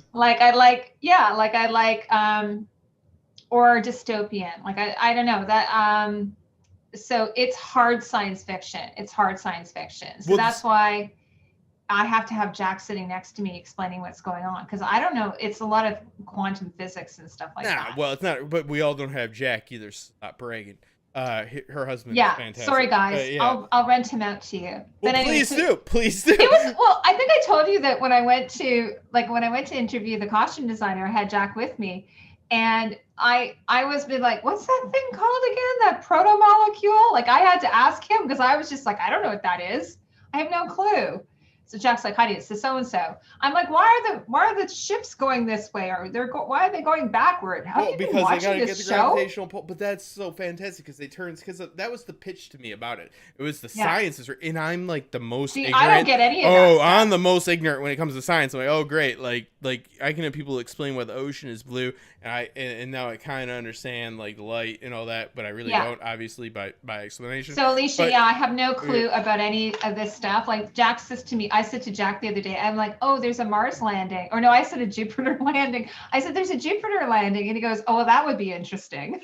But they do it. They do it right, though, because they actually factor that in. Like, because you would lose communication even being like that far away from people. So it's factored into the narrative. That's what people should say, is that the science matters. You know, they inject pretty much meth into their head to get them like shoot so far, and then it is a very well done show, and it is another show in which fandom helped it stay alive, Amazon, absolutely, and all that. So, and I can't wait to do videos on it. But see, normally I wouldn't be drawn to that type of show because I have an issue with understanding the science. But because I have Jack but the story, that's what draws me into it. I love the characters and I love the story, but I'm completely lost where the science is concerned. So that's why I have to have Jack sitting next to me, and so I can turn to him and go, what's going on there? I mean, even with Westworld, like I have to turn to you guys going, I don't know what the fuck is happening here. Well, it's all simulation. No, I'm just joking. It's a basic story. It's a basic story. Yeah. Well, it's funny because I was thinking about this the other day. I did a video breaking down Robert in Westworld episode in season 1, and like how there were all these weird things with his costume and stuff, and it all ended up being nothing. And then the same thing with Game of Thrones, like look for all the clues, and I'm like, oh, it was nothing. Like it was. But there's value in that, and that's just like there is value in that. Like I hate it when people like take that intellectual standpoint, because it's like they're consistently wrong. Like about it, like, and then they'll be like, but no, that was smart. I'm like, well, that's not what's happening. Like, just have fun, because those are always the theories that do the best, and there's value in that. I think that's another part of this industry that people misconceive, is that you could ask people that have over 1 million subs what they're good at, and I guarantee at least 40 to 50% of them don't actually know. Yeah, because it's very confusing, and that's not a down. They're very good at something, and that's the value of it. But they get like, they're like, I'm gonna write a book now. I'm gonna do this. I'm like, let's hold on, like, because you clearly are a success, and you're clearly an intelligent, valuable person. But you need somebody with the outside eyes to look at what you're doing, because it's almost impossible. Because you have people in the chat that are so kind. God bless you all. That, you know what I mean? Like that will tell you certain things, but you don't know. But you connect with them, and you need somebody to realize what that connection is, and to hone in on it if you want to take it anywhere else. So it's very surprising, like honestly, if you would ask anybody over 100K subs what they do well and why people watch them, I guarantee percentage wise, if people are honest, they'd be incorrect. And that's not a down. Well, they're very good at something. What I normally watch, like for instance, I'm saying to Jack, oftentimes it's just the person, like how they are. And are they interesting? Like, I mean, Emergency Awesome. I think, he doesn't really bring a lot of value in terms of It's like a Wikipedia of YouTube. It's like a Wikipedia. Yeah. It's it's like it's a nice sort of overview, and face. and it's light, and it's the same with I watched one yesterday on WandaVision. Actually, I thought it was pretty good, but basically they just sort of like were almost like an aggregator of information. So I've even liked Talking Thrones a lot lately, and I stopped watching him because he was doing a lot of spoilers, but I doubt he has any spoilers now. Maybe I should rewatch. Well, he's gonna, but I mean, I used to really be vocal about how I actually think that his channel is like in the lull. I think he's done a pretty good job. Good for him. Yeah, like I did watch him for the longest time, but then I stopped because he was doing spoilers, and I just didn't want to. That's fair, but then I saw the other people that were making up spoilers, so at least he had sources. And I was like, well, you know what? And I got over it, like, because there's always that jealousy that plays into. You think, oh, this person, but no, like his consistent. You got to look at the people that did good with Thrones after Thrones, and he's one of them. So it's like, get that little bit. You got to get over that hate. You got to get over that. And I messaged. I was like, I've been watching these. And I enjoy them. I personally enjoy them. I'm not saying the greatest, but he's a good content creator, and he knows how to convey information. And sometimes it's information you already knew, but sure, it's sometimes calming to hear. And it's simple. Yes, Cardinal Doomsday. It is rocket science. Yeah. But you have to realize my husband is. It's funny because my father was like a physics major, and then my husband's really into science. So it's like he has to explain it. But like I wasn't joking the other day. There's a Mars landing, and then I said, "Oh my God, Jack, there's a Mars landing," and Jack was like actually upset that he was missing it. Whereas me, I'd like. I don't really. That stuff doesn't really get me going. Jack, I want to watch my. I land on Mars all the time. Brother. I want to watch my crafting, my crafting channels. Yeah. That's what I'm watching after work. I just watched a kitten get born, and it was all cute when they were tickling its tummy the other day. So I took that precedent over the Mars landing. South London, you got your book? I'm so glad. Like I sent that, didn't I send that ages ago? Did you just get it? Oh, Fandom Descent says, I stopped watching Emergency Awesome. Sounds like a scripted robot at times. Well, he lives with his mother in the basement. Like I used to laugh about Charlie. I'd be like, I think Charlie lives with his mom. And Jack and I would watch his videos, and then we'd be like, Charlie, come up for dinner. Mom, I'm making a YouTube video. Shut up. We would always make jokes about that. Yeah, about Charlie, but I'm sure he's doing well enough now that he probably doesn't need to live with his mom anymore. But emotionally, he still needs to because of his inadequacy. So he goes home for dinner on weekends. He's a bowl of dinner, and his mom does his laundry, and she sends him with a care pack. Yeah, no, let's just be fair. I shouldn't be making fun of him. Good for him. Maybe. Good for him. Yeah, I already did my good deed of the day of recoiling some hate. So yeah, no, it'll be good. And we had we had a big wig in your last stream that we did earlier with D Niman. That was really nice. He popped in. That's a group people. That's a good group of people that are very informative, especially when it comes to editing. That Daniel gentleman was, so I was happy to. Well, D did my Star Wars video with me. Yeah, we did on Star Wars Day. He did that with me. Jack, your husband always gets mad because they say the one lives in China and he tells me it's somewhere else, but I refuse. It's Thailand. Yeah, I refused. Yeah, I was going to continue. It's another Asian Yeah, Jack's country. like, yeah, he's like, it's Thailand, asshole.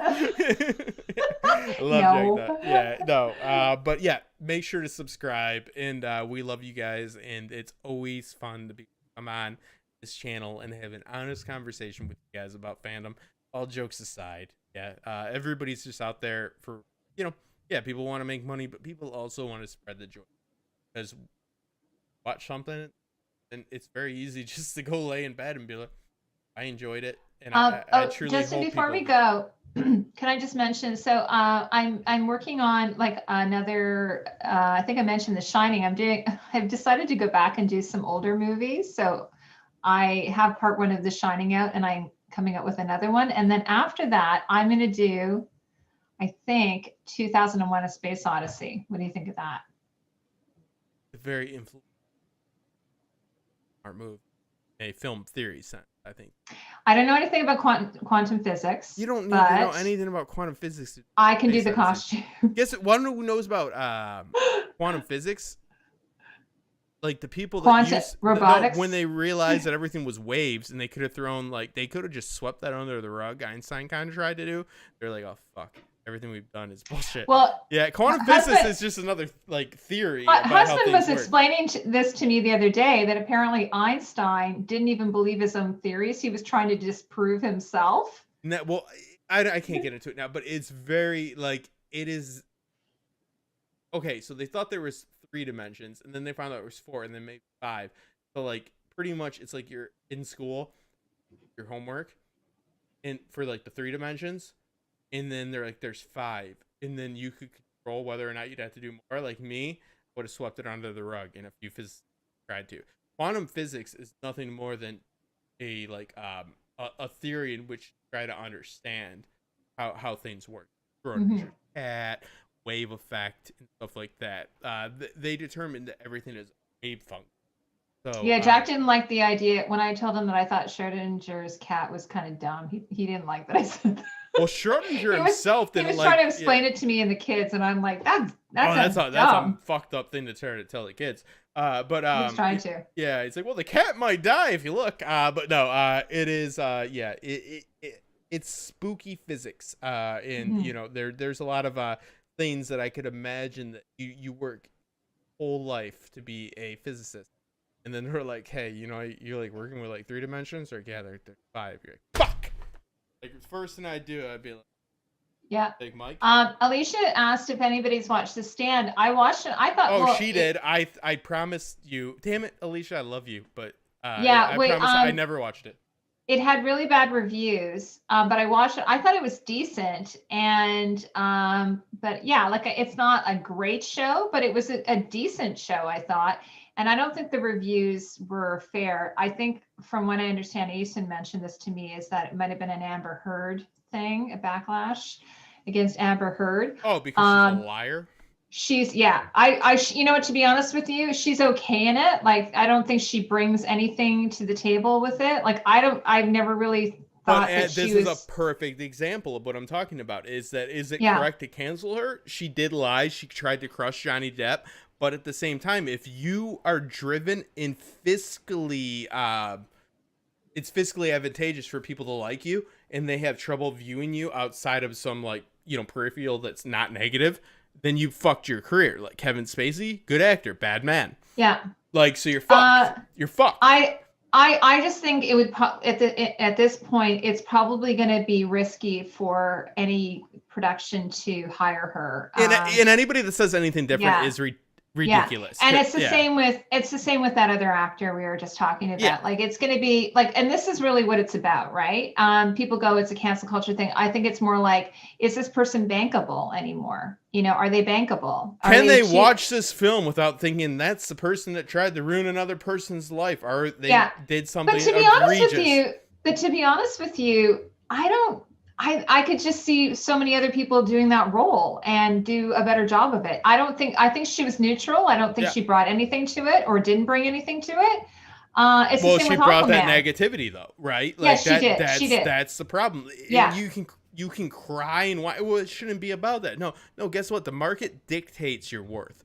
If the market doesn't want to see you because you did something, whether or not you did it or not, and this is a double-edged sword, but it is a problem. Make sure to get your ducks in a row and don't. And I know that there are terrible cases of this, but please try to protect yourself. Please try to act ethically whenever possible, because your whole career depends on how people view you. Don't give them a reason to view you in a negative light, because there's 1,000 other people at least that can take your job. Yeah, so that was the thing. So going into it, I saw the reviews, and as Asen had said, she thought, you know, I said, well, I'm going to watch it. And I thought it was actually, like I said, it was decent. It's not excellent. I think part of the problem is maybe the Stephen King story is a little bit old and tired. Like, it might be the source material itself it was written in the 80s, maybe the 70s. So, well, he wrote it on a cocaine binge and a drug. Yeah. I mean, like, and the guy writes 3 books a day. And it's about a pandemic, so there's that too. So that might be a problem. I don't know. But I thought it was decent, and I love Alexander Skarsgård. So for that alone, it's worth it. handsome man. Oh, there's Asun. She's there. Yeah, no, and it He's a goes handsome. Cardinal. It goes both ways.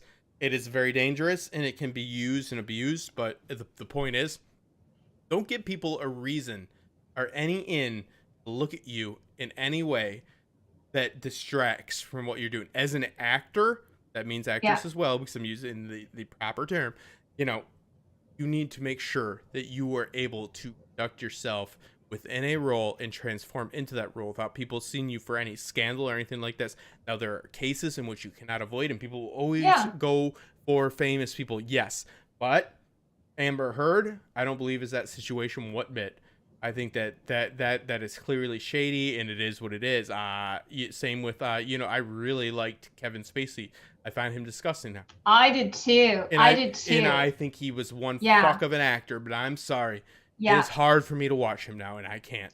And so I'm like that I'm like that with Woody Allen. I've always thought he was kind of creepy, but and I'm like, okay, I don't Woody Allen? Yeah, no, I'm joking. It was a bad. I almost got canceled. So I try not to fall into that cancel culture type thing. Like if it's like a project I want to see or an artist I want to see, I probably will. But at the same time, I do sometimes think, well, do I really want to support that person? But then I say, well, but what about all the other people who are working on the project? But that crew? Conversation, that internal dialogue you're having is disadvantageous for the product as a whole, and something that people, the whole appeal of being a good actor, actress, I don't know why it's actor, blah, blah, blah. But yeah, is that you don't need people to suspend disbelief about dirty shit you've done back alleys. Whether that's true or not, it's about you being able to transform into a character. Well, let's put it this way: like doubt is problematic. Yeah. Let's put it this way: like for me, I work with my sister during the day. That's my day job, and I always think, okay, I don't want to ever do anything that would embarrass her company.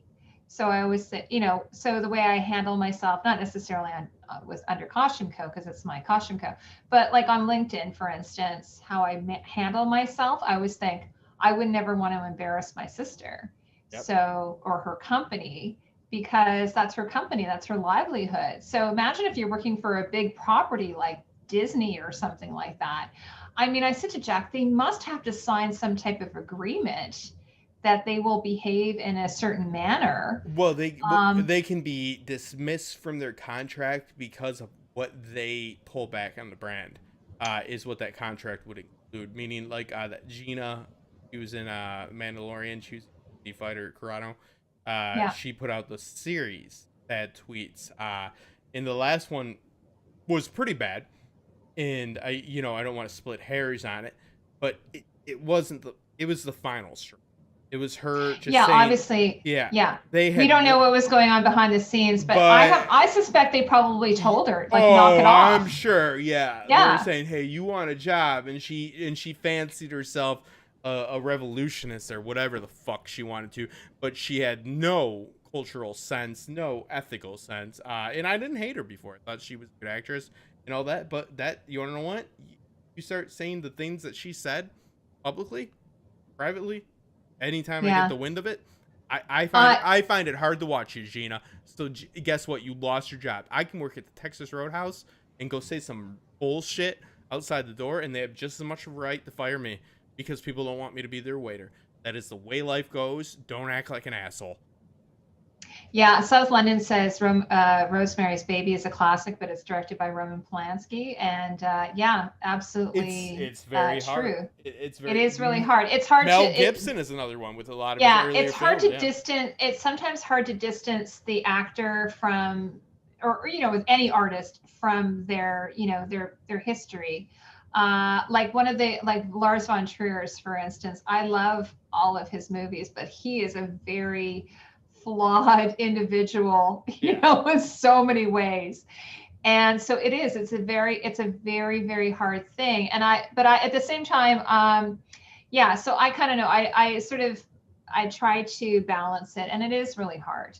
I've had people get really angry with me, on social media. But I try, like I say, I try not to engage with them about it. And it's best not, because if you're there to spread joy, And then Yeah. as soon as you choose to be an advocate, whether or not Gina thought that was righteous or not, with, seemingly from her, I see the connection she was going for, but about the worst metaphor you possibly use, and not advocate of, and not an advocate of anything she said before that. Last 2 years. But the point is that if you want a job in the entertainment business and you have any way of being on the entertainment value of yourself, meaning interrupting that, your social vigilance, or any type of disrupting or disturbing, whether or not you're on the right or left, you're going to come into problems. Because people need to be able to view you. I can't believe that she couldn't keep her mouth shut. Like, she was going to get her own TV show. And it's clear. And I could not. I mean, she threw away. That's the Star Wars guys. She threw away a lot of money. Yeah, I know. I can't believe. I mean, I'd be like, for a 5th grader's ideal of ethics. Yeah, I can't believe it. I mean, like, and I've seen a lot of actors and actresses, just keep their private life private and then do their job, and then it's just like I'm like, seriously, like, you're throwing away your own show. Yeah, I just was surprised at it. Yeah, and what I mean about like I don't think I just think that she just doesn't have the intelligence from what it looks like. She made such a comments that it's not that it's like it is a fireable offense, and it is disgusting, but she is that ignorant that she is able to make these comments seemingly thinking they're going to be okay, which doesn't make them okay because they still have the same adverse effect. So do I think that she's some like playing out like Nazi? No. Do I think she's very ignorant? Absolutely. Do I think she's worthy of hiring? I wouldn't fucking hire her for Top Shelf Fandom, and I got one employee, and it's me, and I'll fire me eventually. So yeah, you know what I mean? It's like, just don't do it. Just shut up. Just shut your mouth. You know what I mean? Like, if you it's hard. I know. It probably it is hard. Like, when you've got your phone and you're like, it's like Donald Trump. You're like, oh, I just gotta get this one tweet out. Yeah. But honestly, you could do it. You could like, shut the fuck up. Yeah, you probably could. You could. I'm sure you're able to do it. But like, just, I don't know, some she's people just voicing her mind. It's funny. Years ago, I went to school with a friend, this girl, and it's funny though. She's actually a costume designer now, and on a couple of big shows. But she was one of those people. She was so compulsive. She couldn't like stop herself from damaging herself. Like, she would always be like self-sabotaging, I suppose they call it. And I'd be like, why are you doing that? Like, why are you sabotaging yourself? Just stop. And she just, for some reason, couldn't. I guess some people just can't. No, they just think they're like, oh yeah, no, nobody wants to listen to me. I feel like I'm just like, somebody in a concentration camp. No, bad move. You're fired, and you've been like stupid comment. Oh. Don't ever compare yourself to one of the worst atrocity in mankind's existence. How dare you? Shut up. Keep your mouth shut. You're not educated. You're semi-entertaining. We can probably get a chick to fill your spot in a freaking moment. Especially one that's not going to say they're a victim of Holocaust-esque effects. Like, I mean, come on. I mean, I can't even. By the way, Justin, I'm gonna get canceled for talking about it. Like, that's how ridiculous. Yeah, you are gonna get canceled. I was gonna say, one of the things we've been doing is we've been going back and watching old movies. You gotta rewatch. I keep saying this to you. You don't have to do anything I tell you to do, but I would suggest that you rewatch Bill and Ted's Excellent Adventure, because when you were talking there, it reminded me of it. It's really fun. My son thought it was hilarious. That doesn't sound like a very good. Excuse me. No, it's George Carlin's in it. What is that? Oh yeah, it's a white card. I'm out of balance because I got so mad about her with her stupid comments, and I started screaming. I mean, it's so easy. Cardinal Doomsday says you're gonna wear yourself out. Because it's so easy not to do stuff like that. It literally is so easy to just like not do what she's done, and she threw away like it's like she went to the bank and they're like, "Hey, do you want money?" Like, fuck you. Fuck you. Yeah, I'm gonna go do a movie with she's like, hold on a minute. What's that guy's name? He was like an alt-right guy. I'm an orange fella. Look at me. Yeah, and then they're like, okay, you get no money. And she's like, okay, good, I'm a victim. No, fuck off. Like there's limits to Yeah. this shit on both sides. Virtue signaling isn't good, but also being a complete imbecile is ridiculous. Top Shelf Fandom, make sure you subscribe. And no, I love you guys. No, you guys are the best. Okay, we're gonna let everyone go. Yeah. Justin, what are you doing tonight? Me? I'm gonna eat some food. We're And gonna eat food, I'm not and gonna. I'm watching a really good show, which it's not new. I know I'm always talking about shows I'm watching, which probably is boring to people, but I enjoy it. Called oh my God, what is it called? We just started watching it last night. It is The Sinner. With Bill Pullman? Has anybody seen that? Oh no, And actually, Jessica Biel, Yes, who I is have. total hottie. Yeah. My husband's like, who is she? And I go, she's married to Justin Timberlake. Where you been? Well, Jessica Biel. That's how good of a husband Jack. Anyway, she's excellent in it. She's very, very good. Yeah. She was in Seventh Heaven. And speaking of controversy, the guy who played the Yeah, dad. yeah. Oh my God. I just went on a rant about the Nazi thing. Okay, we won't go there. Yeah, let's not But go anyways, down there. Because I'll somehow slip up enough for somebody to interpret it as me being evil. So yeah, I'll probably. Anyway, but if you guys are looking for something to watch, The Sinner is really good. And I'm reading, actually, I am finally went back to reading Lovecraft Country. So I'm reading that. Justin, did you see the show? No, I did not. Want to know what I'm looking to watch? Bridgerton. It's really. Oh, it's high drama. But I really like the way they've done it. It seems like I have to say, I actually really enjoyed it, but I think the sex should have been smuttier. I'm always for smuttier sex. Canadian. Scenes. You know how they are. Yeah, there's no like everything is like like covered up. That's and how very proper. It's very British. Social, very British. It's very British. I'll just make a hole in this beer. Oh, thank you so much. Cardinal Doomsday bought me a beer. Thank you so much. Thanks, Brandon. Brandon bought me a beer. Oh, Brandon, thank you so much. So I was just mentioning this earlier that AU Pack Meal bought me 3 glasses of wine, which I promptly drank. So thank you so much, Cardinal Doomsday, Brandon. He bought me, actually it was wine you bought me, or was it a beer instead of a coffee? I really appreciate that. Yeah, Heidi, did you give me a beer or coffee? I'm not sure.